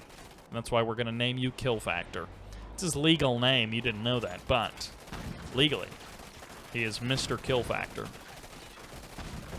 I don't think you would ever get a mortgage loan, or ever get a mortgage from the bank if your name was Killfactor. Wah, wah. Right as he sells off the watchtowers, another bike shows up. But there's a couple of riflemen here. Unfortunately, this Harvester doesn't get pulled off the line, so it's going to take the maximum amount of damage. Not enough to kill it off, of course, but oh my gosh, another bike shows up. 2 more bikes show up, so Stuffies is going to be losing this Harvester. The Scorpion tanks and the bikes are just too much firepower to be stopped. Harvester full of Tiberium could get eaten up as well. Stuffies just donating Harvesters away at this point. Operations Center gets added on for Killfactor, and Stuffies is stuffing this one up. He goes quick into the Tier 3. He's going to be able to potentially get railguns out, as he is got those Predator tanks, but he is not going to have much of an economy to follow this up with. Riflemen do eventually go down. Power plant, I don't think, ever actually got eliminated, but it did eventually get upgraded, and that one Rifleman is still going strong. A couple of Scorpion tanks and attack bikes donated away to these Predator tanks. Always nice when you're the GDI player and you can get a couple of free kills like this with your superior tanks. Nicely done there.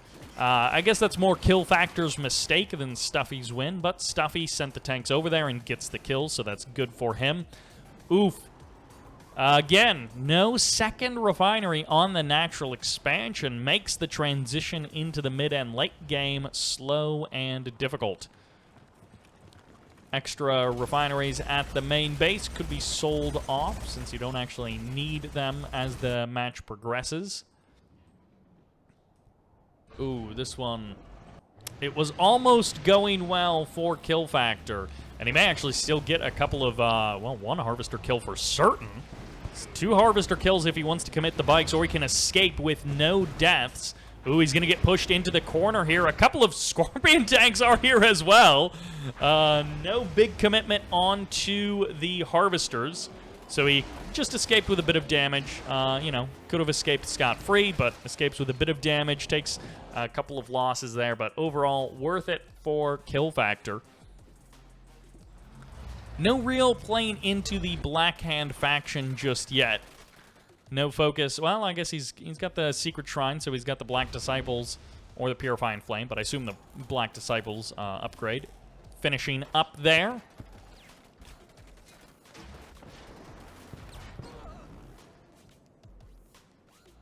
Railguns have finished up. Second refinery finishes up for Killfactor in the south. And let's just do a little bit of time skipping into the future. Predator tanks moving to the south. Bike buggy swinging around on the north side. Predator tanks repositioning a little bit. And, well, the third is getting established for Killfactor. Not quite as swiftly for Stuffies. Bike buggy gets pushed back. It's Predator tanks and rocket squads in the north, but it's going to be some man spam in the south. Just a single hand of nod, so it's not triple hand of nod, man spam, or anything like that. But these Predator tanks are going to get just beaten to death with rockets if they don't reverse move out of here. 2 Predator tanks, maybe 3 going down. So a nice little kill there for Killfactor. Bike buggy going to be targeting down these rocket squads. And if you can, you want the bikes targeting down the rocket squad, or the Predator tanks, and the buggies targeting down the rocket squads. You want to split your attacks between the 2 types of units if you can. But obviously, we don't all have the control to do that in the heat of battle. Rocket squad's going to be cleaning up those Raider buggies, eventually making way for that MCV to establish a front line for Stuffies. And honestly, a couple of sonic emitters could be really difficult to dislodge for Killfactor. He's had mostly a low-tech army, and a combination of like 2 sonic emitters with a couple of units, a couple of watchtowers could be really difficult for Killfactor to deal with. Meanwhile, these bikes are going to happily be the losers of this trade, as they just lose themselves against those rocket squads. Watchtower's getting added on as well. Oh, I didn't realize he doesn't have AP ammo. It's not often that a GDI player has railguns but not AP ammo in a match. Once again, I do believe these guys are buddies, are friends, so it is very possible that they are chatting it up in Discord or something, talking while they're playing. All right, so Stuffies has set up a third. He's got his airfield going as well. And he's going to be able to actually get a couple of kills on these Scorpion tanks as they transition back to their third base. 5, 6 watchtowers getting built. They're getting eaten up by the Scorpion tanks and the bikes, but I feel like this is okay for Stuffies. Behind this, he's going airfield. He's getting his third up and running, so if he can force his opponent to waste time on the right side of the map and trade out some of this army against just watchtowers, I feel like that's good for Stuffies. The extra time is good for him. If he can delay his opponent on this field from really harvesting it very much, then that's good for him. Main bases starting to regrow. Decent number of rocket squads there at the main base. Sonic emitter gets established. Nice placement there as well. Finally, a flame tank gets brought onto the field, but nice placement of that Sonic emitter behind the MCV. Good choice there. Survives against the flame tank, and these hammerheads clean up all of the infantry in the middle of the map. Hammerhead's going to be showing up. They're going to be targeting down these harvesters, and after some good opening moves by Killfactor, it looks like he is going to be taking a lot of damage at his third Sonic emitter. Gets the blast against the flame tank, but the flame tank will get the last laugh, and unfortunately for Stuffies, he does not kill that flame tank fast enough to keep his Sonic emitter alive on the front line. Man spam gets sent in. It's going to be against Predator tanks with railguns, so they do slightly better, but the Watchtowers still don't have AP ammo, so it's going to be up to the Hammerheads to come in here. The Crush is going to be leaving. Not much left alive for the Hammerheads to clean up, but it looks like Stuffies will take this fight on the left side of the map, and possibly also taking the fight on the right side of the map as well. Sonic emitter cleaning up these harvesters, or at least doing some damage to them. Not quite cleaning them up, but well, that one finally does go down, and a second harvester as well. Obelisks slowly but surely cleaning up these Sonic emitters, but again, I kind of feel like however long this goes on, it's better for Stuffies than it is for Killfactor. Another flame tank going down.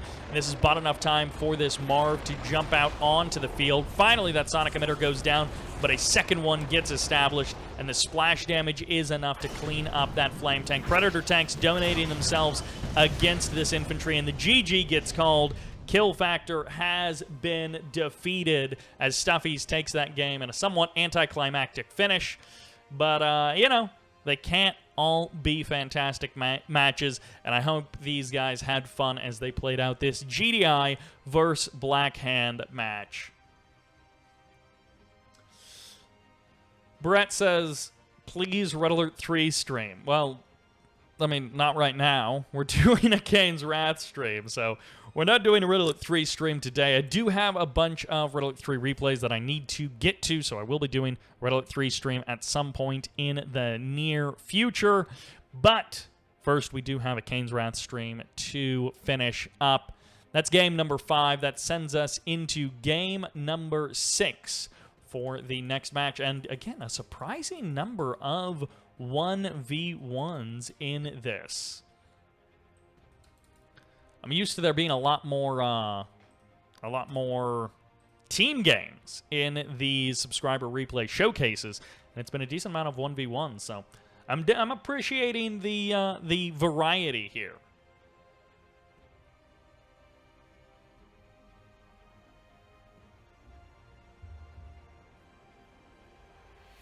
I no longer see your YouTube suggestion somehow. What does that mean? Good evening, JhinWick. Welcome, welcome to the stream.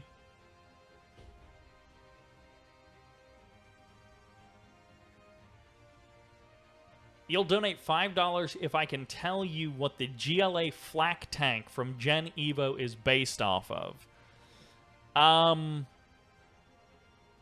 Without Googling it, no, I have no idea. Like, putting guns on the back of a truck has been a tradition for the last, I don't know, 50 years or something. But 70 years, maybe? I guess it's 2022, so 50 years ago was actually 1972, which that's not what I want to think about. I don't want to think about 1972 being 50 years ago. I want to think about 1950 being 50 years ago. That's what I think of. But that isn't how time works. Do you know JhinWick? Or is this something you looked up? Do you know? What is it? Tell us. Tell the class. Tell the whole class.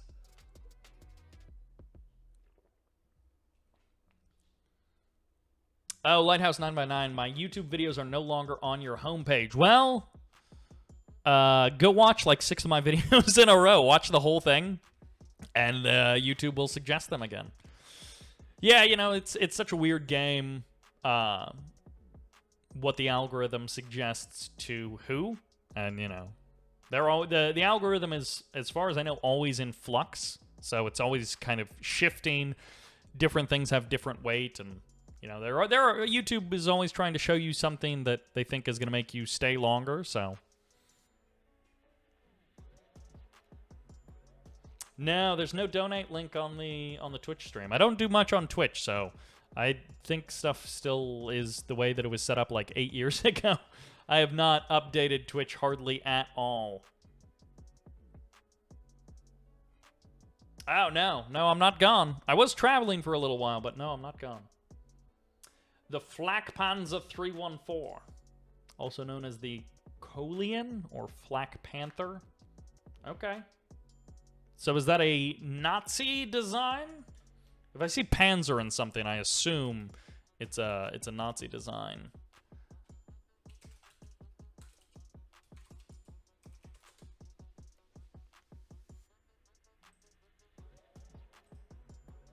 Oh, okay.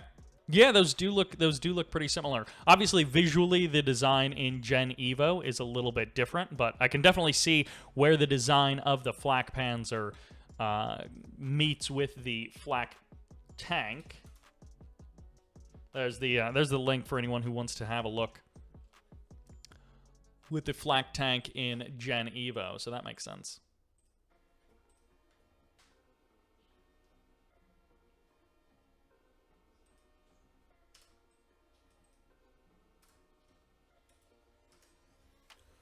All right, well, let's jump back into it.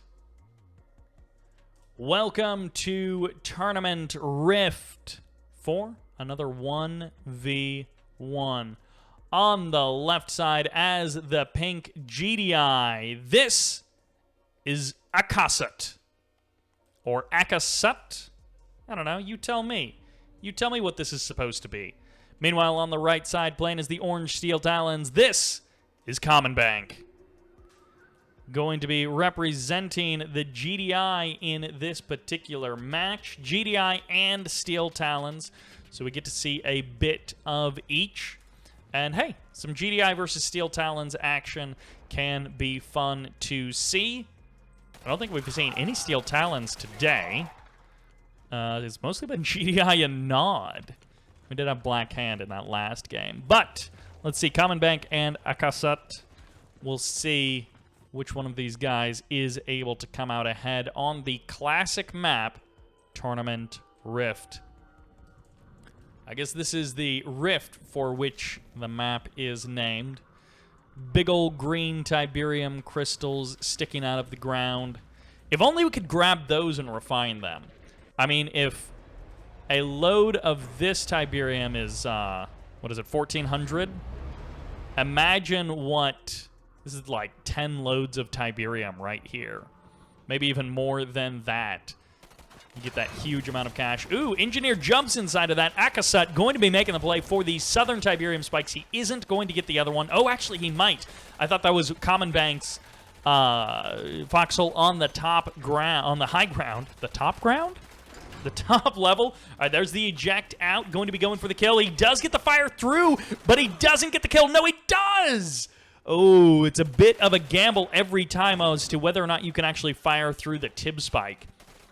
It seems like sometimes you can, sometimes you can't. I don't know if it's a lag thing or what, but it just seems like sometimes it doesn't quite work. Fast command post. Okay. I don't know what. Why does he have a fast command post? Because his MCV is moving immediately. So I assume this is, you know, it's a bit of a delay. So he gets the upgraded power plants, but is that worth going for a fast command post? He doesn't get AP ammo right away. He's going to be delaying AP ammo a bit. It's Rig! What? Are these guys buddies as well? Is this a double Rig rush? Because if it is, I would be very happy. No, it's just pit bulls.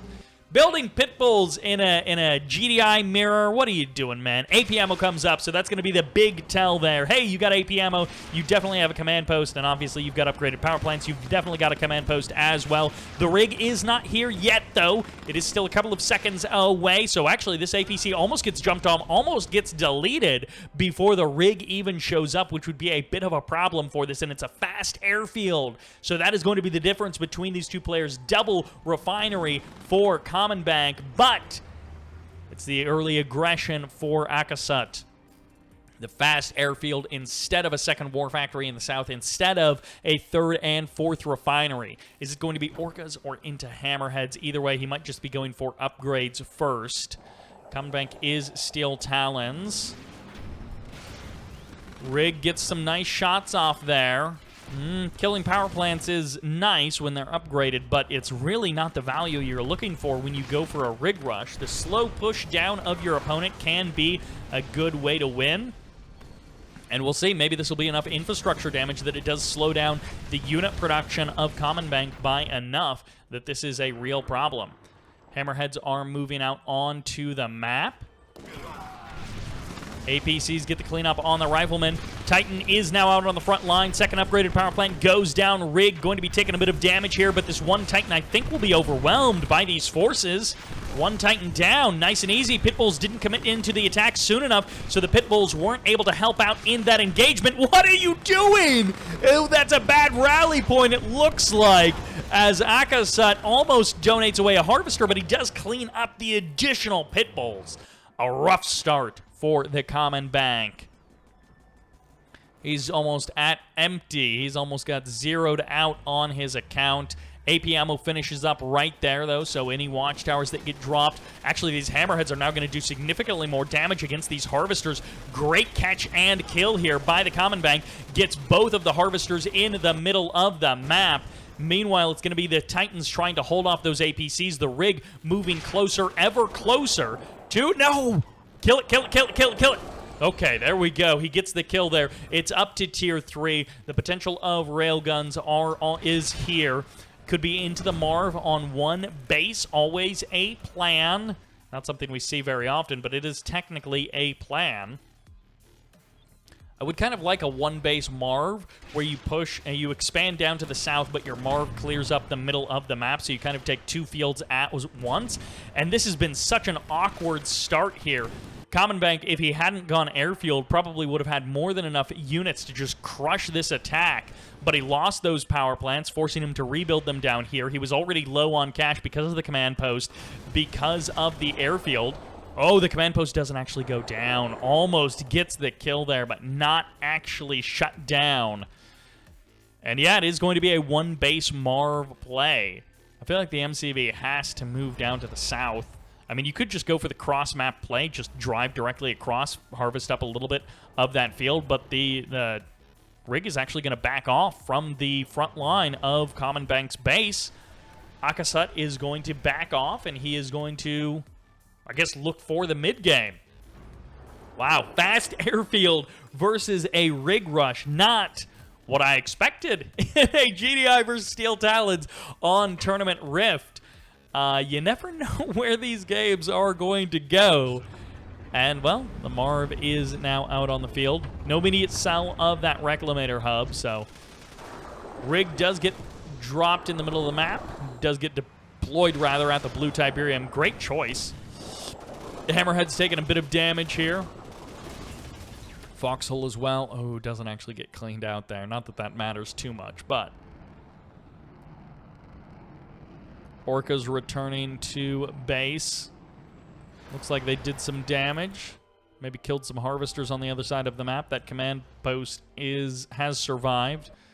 And the Marv cleans up a path through the middle of the map. Just as the cash is starting to run low. A couple of Harvesters getting eliminated by Hammerheads and Orcas. All right, Orca's going to commit to the middle of the map. They're actually going to be going for the Marv. I mean, doing a bit of the damage to the Marv can be nice, but when the Marv has those rocket squads inside, it's pretty difficult to break that Marv with Orcas. Is this a Marv with no support? It looks like it is. Well, here we go. EMP should be able to fire off here, and CommonBank is going to collapse on this Marv. Railguns have not finished up just yet. He's got a decent number of Titans, though, and does he have enough cash, though, for Shockwave Artillery? Otherwise, he's just going to be trading out Titans against the Marv, and there's going to be the repairs. You don't need engineers inside if you have got the rig with you. Shockwave Artillery firing off on both sides, locks down the Marv, but the rig gets hit as well. Hammerhead's going to be showing up, and the low power is bad for that anti-air capability. Supersonic airstrike comes through, cleans up a couple of the Hammerheads, but the rest of them survive the night, and Akasut throws away any kind of a lead that he had as Railguns finish up, and CommonBank is ready to go into the late game. The Marv gets erased from the map, and it's going to be the base crawl towards the middle, but the blue Tiberium has been claimed by Akasut to keep him in this match, to keep his hopes alive. Orbital bombardment going to be getting called in on top of this army as it transfers. The RNG catches one of the Mammoths, one of the Titans as well. Nice weakening of that army. Ooh, got to sell that baby off because you don't want it to go down to the Railguns for nothing. A couple of Pitbulls going to be committing into this attack, but obviously that's not going to be doing much against Railgun Titans and Railgun Mammoths. Ooh, Sonic Emitter does get deployed. Akasut going to try and hold on. His new Marv is almost done, and it looks like he will buy enough time. The APCs from the very beginning of the game, one of them finally goes down, and the Hammerhead's going to commit to the attack on the second one. Railguns jump inside of that Marv, and it's going to be a Marv versus two Mammoths and a Titan. The Hammerheads are also here. There's going to be the crush as CommonBank is not able to get out of the way. At least the first Mammoth wasn't, but it's down to half health already. The rig repositions from the middle of the map up here to the north side, and the Mammoths all go down. CommonBank has the power in the air, but not on the ground. Harvesters getting targeted down. These are blue Tiberium Harvesters. That is a lot of cash that just got deleted, but CommonBank has to back away. He himself is out of cash.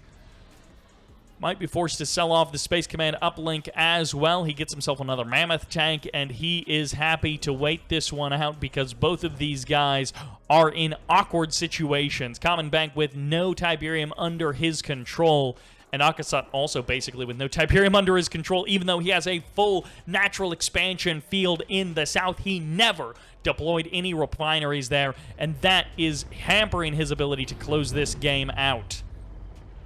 He's going big on the anti-air once again. 3 rocket squads and a zone trooper, of course, from the sell-off of that Reclamator hub.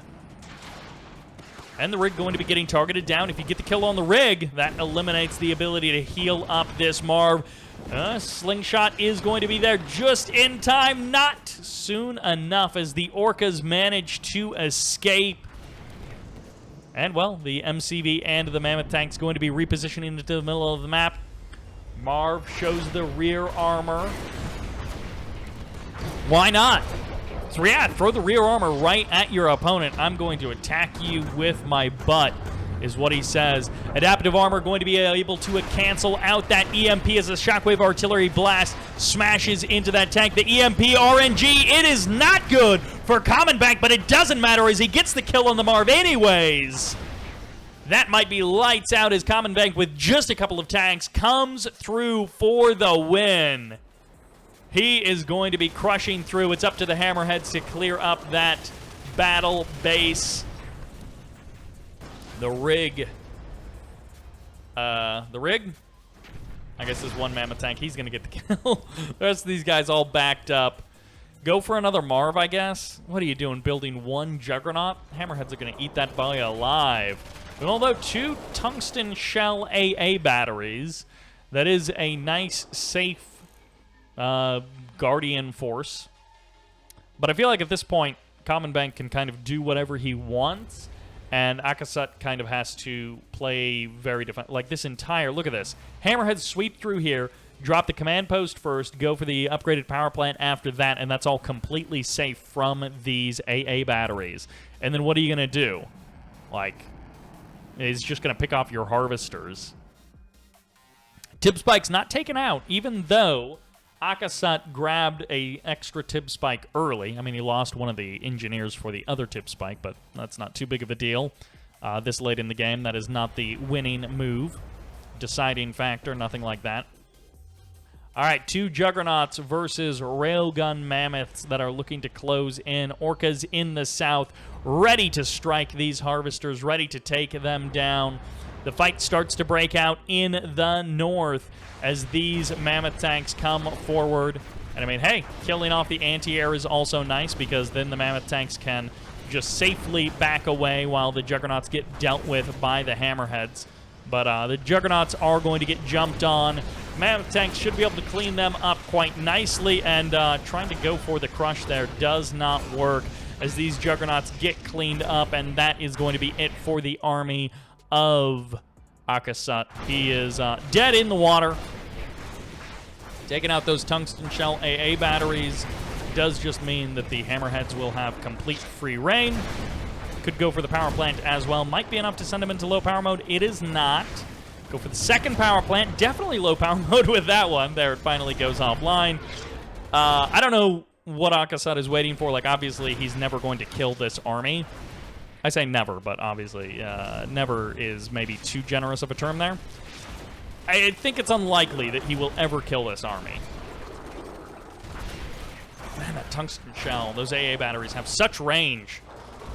Last upgraded power plant, perhaps. Low power mode. Nope, sells off a refinery to stay online. Second upgraded power plant. There we go. Now it's offline. Power plant gets eliminated. MCV gets eliminated. It's all over but the crime. The GG gets called. The victory has been won by the CommonBank, and that will do it for game number 6. Big thanks to the folks who support the channel over on Patreon, such as JhinWick, Mech, Dominick V, Jason B, Odin F, Shrefnoff, Squish, and Colton B. Always appreciated, never obligated. Thanks to those folks as well. That will do it for that game. We have a couple more matches to get to. We have had some real action-packed matches, and we have had some not-so-action-packed matches, but I guess it was a good performance by those guys? I don't know. What do you want to call that? A kind of good performance? A kind of good game? Mediocre game? I think both of those guys played well, but it just like, I don't know, it wasn't like great decision-making. It wasn't some kind of tactical genius. It was just like a fine game, I guess. Kepukrin says, classic mistake of attacking with only a Marv. Yep. I mean, it does sometimes work, and sometimes you're in a desperate situation where that's all you've got, but almost always, in that case, just Marvisting that field and doing anything with the cash would have been better than sending that Marv in that instance. He wasn't in a position where he could take the game with just the Marv. Like, I guess maybe if your opponent doesn't have Shockwave Artillery and you have it, but that's a weird assumption to make. Like, your opponent is on 2 bases, they have Mammoth tanks, they have Titans. Why would you assume that they can't have Shockwave Artillery? Maybe you scout their base and you see that they just built their Tier 3 or something, but that wasn't the case, so sending the Marv in undefended like that with no support at all, you would have been just much better to Marvis that field. And that's like where, in the game, you know, we all know this, but, you know, you feel the pressure of, I got to do something. I feel like this game is slipping away from me. And you've got this Marv, which can win games.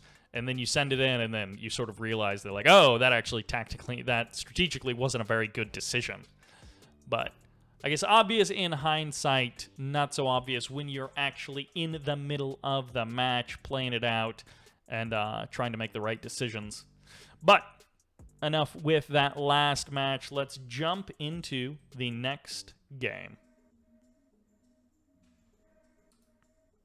Welcome to Arizona Sunshine for a 2v2 featuring the orange nod player in the north. This is the CommonBank. their teammate as the red screen. This is Tengenuzui.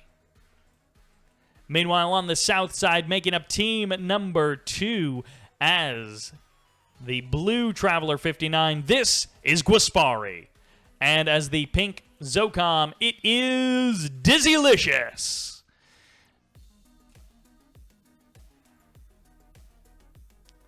Delicious, Gwaspari, Tengenuzui, and CommonBank all in one game, kicking it off with a 2v2 on Arizona Sunshine. Tengen going to be going for the Descent opening.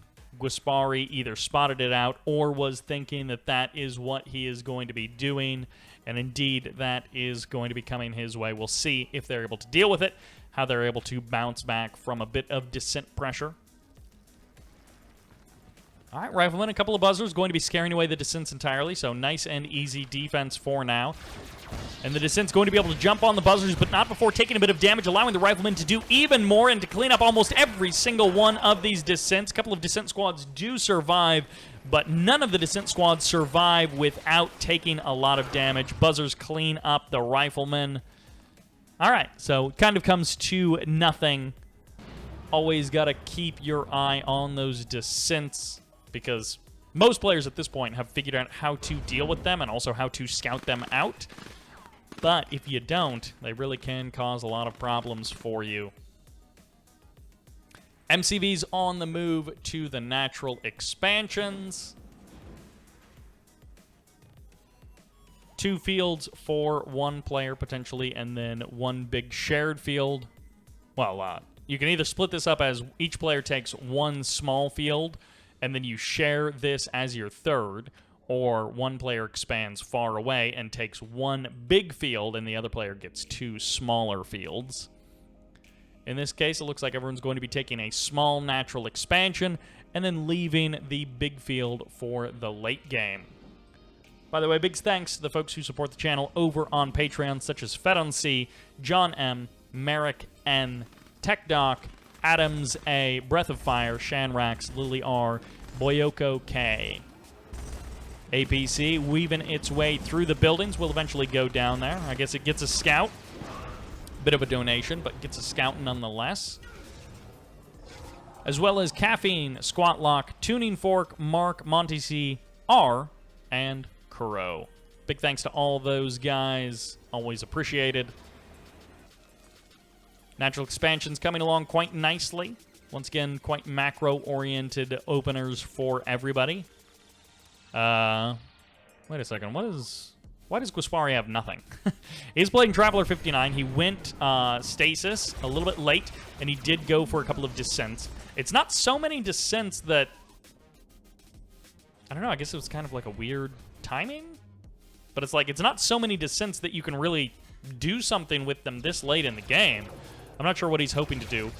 He was attempting to go for some blue Tiberium. That is going to be getting shut down by Tengen. I don't know. I guess we'll see if anything comes of those Descents. It just kind of feels like his natural expansion is super late by comparison to everyone else. And the only thing he's got to show for it is fast leg Descents, but I don't know how much the fast leg Descents are really worth at this stage in the game. Harvester does get pinged. Tengen is like, hey, come defend my Harvester. Save me from these Descents. As the bank comes in, he's got a couple of buggies here to clean out these Descents. And actually, Dizzlicious with a couple of Riflemen as well, going to be getting cleaned up.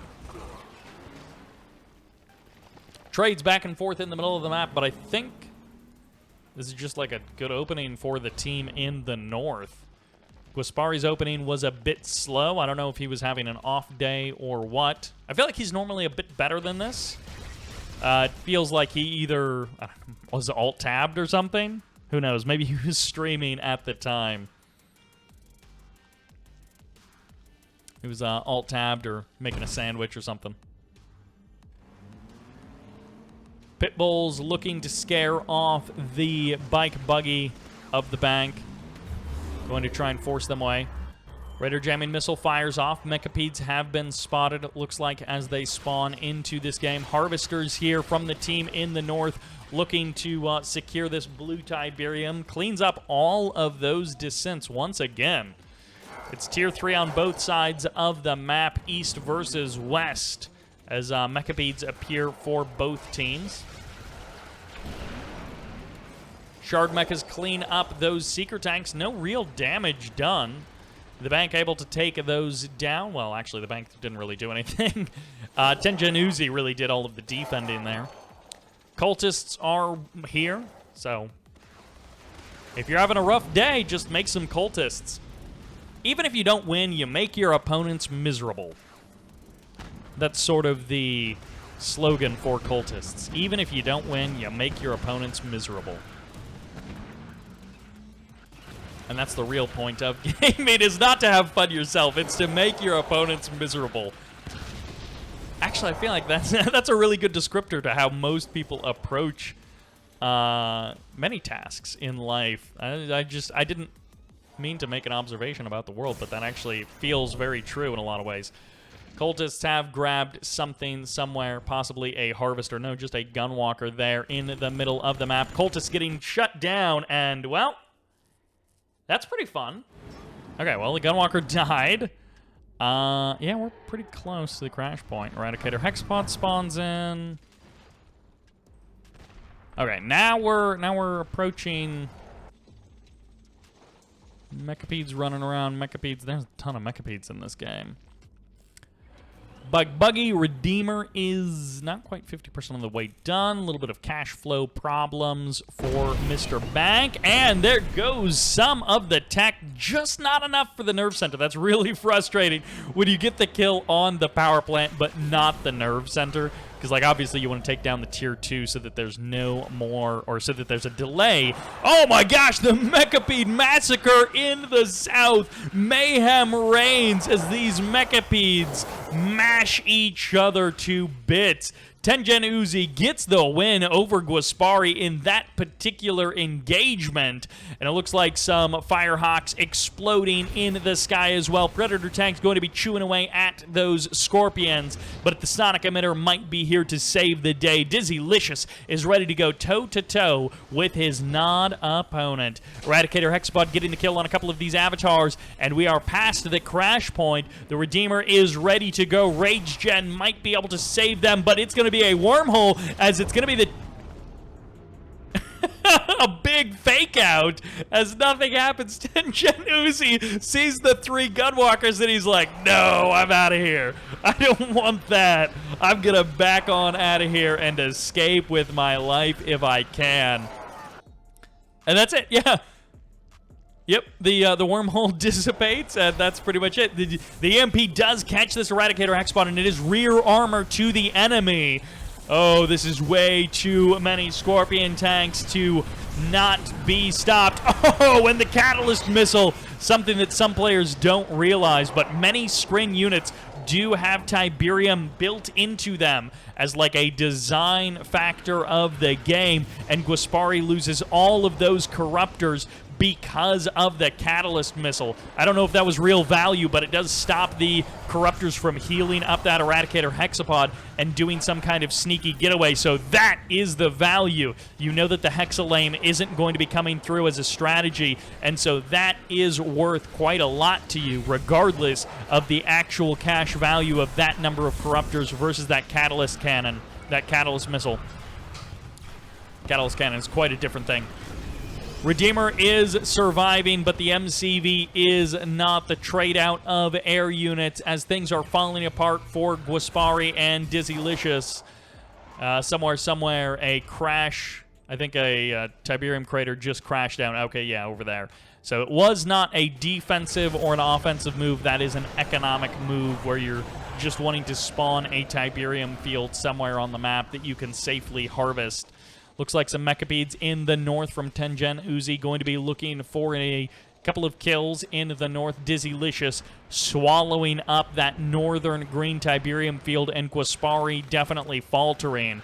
This is a case of Gwaspari is underperforming from what we typically see of him. But, you know, These things happen.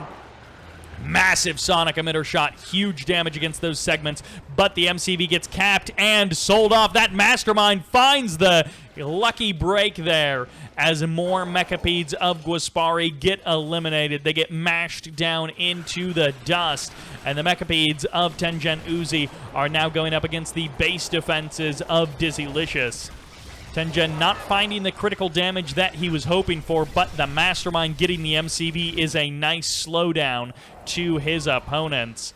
Once again, Dizzlicious with his Firehawks, sending them out onto the map. He's been able to do some decent damage with them before, but it wasn't like some kind of massive game-ending amount of damage. He gets another power plant, but it's not enough to send him into low power mode, so the SAM sites stay online. The Venoms are here for the chase, and that is a nice match of speed between the Firehawks and the Venoms, just going completely together in that moment. Eradicator Hexapod reaches out from the void as the Eradicator Hexapod screams with life. Massive amount of hammerheads on the field, and these are Zocom hammerheads, so they've got that ceramic armor. I did kind of forget that Dizzlicious was playing Zocom, so he's got those that ceramic armor as a nice benefit, but of course no Juggernauts, no rail weapons. Although, wait, in R19, does Zocom have, or is that a 1.03? That might be a 1.03 upgrade, is that Zocom does get railguns. A couple of Harvesters going to get targeted down. That's the nice thing, is Dizzlicious has completely swallowed up this northern field, but our team on the right side has not been able to harvest away at this southern field. So their third bases are significantly weaker, and it looks like after taking a bit of a beating, Dizzlicious and Gwaspari might be ready to step out onto the other side of the map. The Marv going to be getting EMP'd here. Second Marv, or rather, I guess it was an Eradicator Hexapod that got nuked earlier in this game.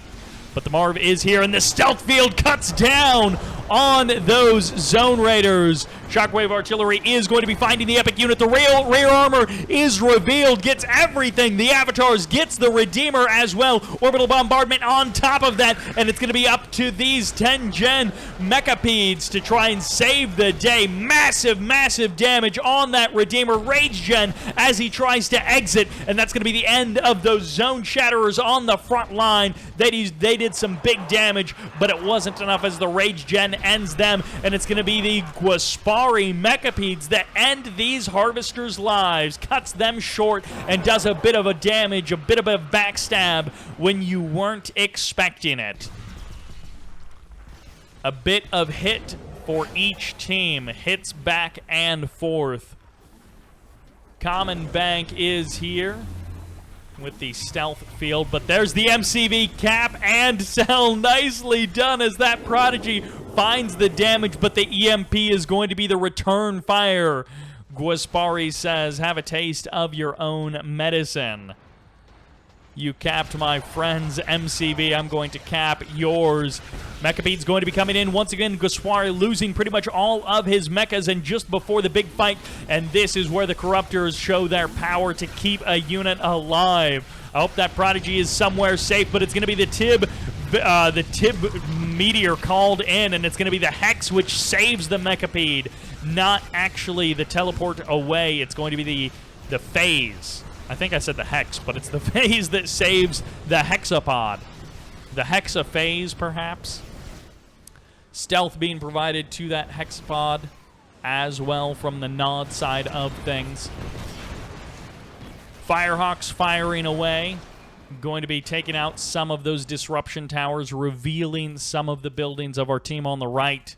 CommonBank and Tengenuzui, I felt like they had a really good start, partially because Gwaspari had a really bad start, but they have not been able to capitalize on it. They have not been able to finish out this game.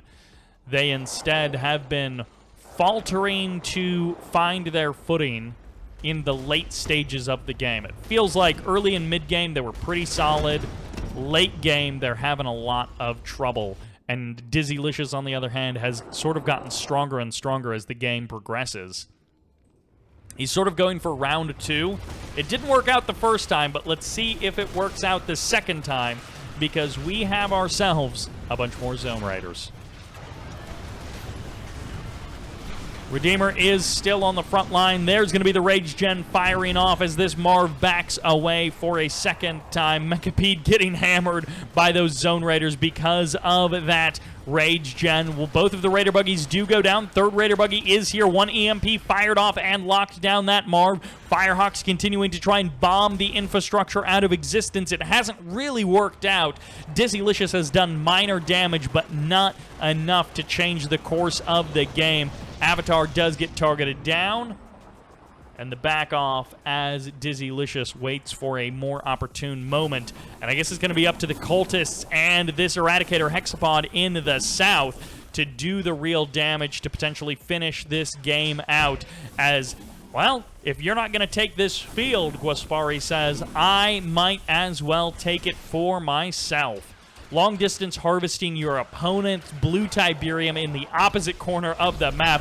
Not something we see very often here. And here's going to be the Tab Micro. Can he grab every single one of the Mechapedes, or will the shards cut through the Cultists? It's always a bit of a gamble with the Cultists. If you can get the Mechapedes, you turn the tide. But if not, they jump on your Cultists and shut them down. The Micro wasn't fast enough there, and the Mechapedes win out that fight.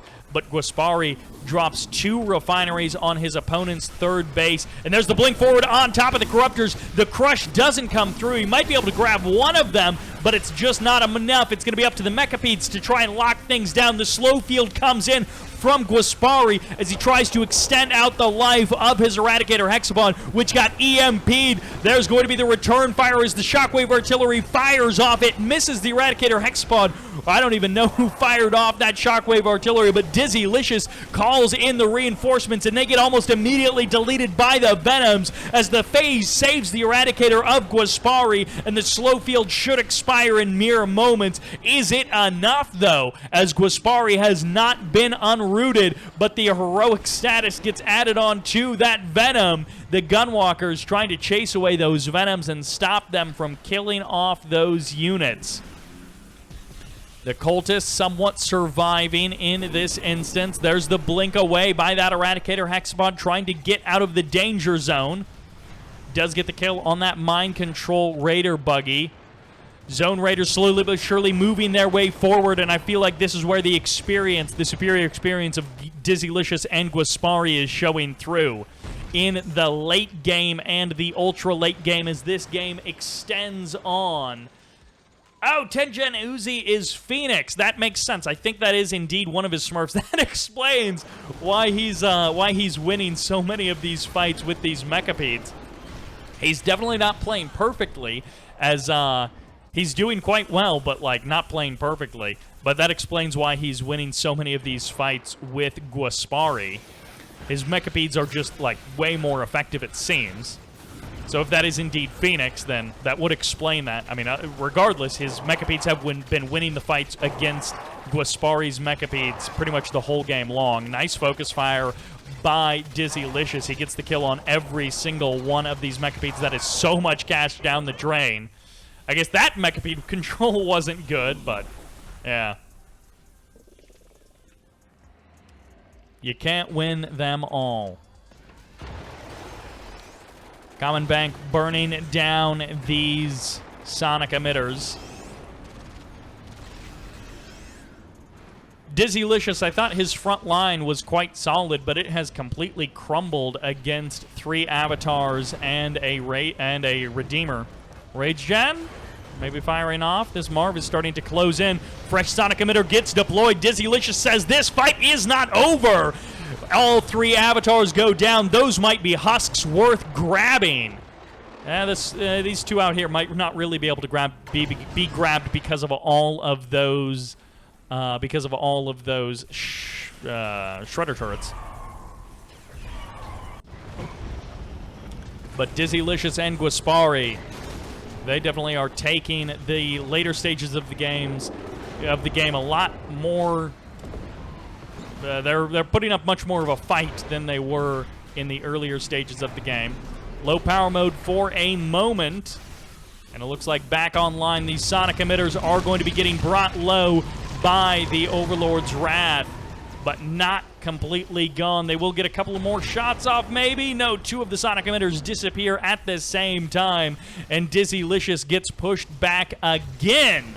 I thought he was here to stay this time. Gwaspari on the south side of the map, continuing to make good progress. He was momentarily set back, but he is back in the driver's seat, and it looks like if this is Phoenix, he's about to be losing his Eradicator Hexapod Warp Chasm. His Eradicator Hexapod is on the north side of the map, fighting against Dizzlicious. Tengenuzui pushing forward. Marv hiding behind this War Factory, trying to do as much damage as he can. Those Zone Raiders putting so much hurt onto that Redeemer, but it's going to be the phase that saves it. The blink away by Tengenuzui. And oh no, another wormhole does get deployed. Where is that wormhole exiting? Possibly down here. Yes, indeed, down here. I think he got the MCV. Tengenuzui possibly grabbing and selling off that MCV of Gwaspari. Nope, there's the MCV right there. I don't know what that wormhole accomplished. That was Tengenuzui coming out with something, but I don't know if it actually did anything. Hammerheads come forward. Dizzlicious getting caught by just massive numbers of Venoms. Blink forward, blink back. Okay, down onto the south side of the map goes the Eradicator Hexapod. He is here for the defense. Okay, so that... I don't know. I don't even know. That just ended. That will be the end of that. So, okay. Yeah. Well, that was a weird game. We had a bit of a fallout in the middle, but we got back from the crash, and we are back into the game. Tengenuzui and CommonBank both doing okay on the economy in the first part of the game, but ultimately losing out. And Gwaspari, I'm surprised that he did not explode more, but Dizzlicious obviously got the big field first, and Gwaspari got the big field second, so they both ended up ahead in economy. Not a huge amount, though, it doesn't feel like, at least. Between the two of them, they were ahead, but not, like, massively on the army front. Their armies weren't overwhelmingly better, but that will do it for this game, and indeed for this stream. It is time for me to go. Thank you all very much for watching. If you missed the games, they will be in a VOD on YouTube, probably tomorrow, but we shall see. Thank you all very much for tuning in. Let's see. Cabal90 comes home from work and surprised to see me streaming, but it's a welcome surprise. Wow. Fair enough. Glad that I could provide you a bit of engagement, sharp sense, dropping the knowledge on Tengenuzui being Phoenix. Thank you for that. Extremizer hanging out in the chat. Big thanks to you as well for joining in the stream. Thank you all very much for watching. I hope you enjoyed it. And this is Cyber, signing out.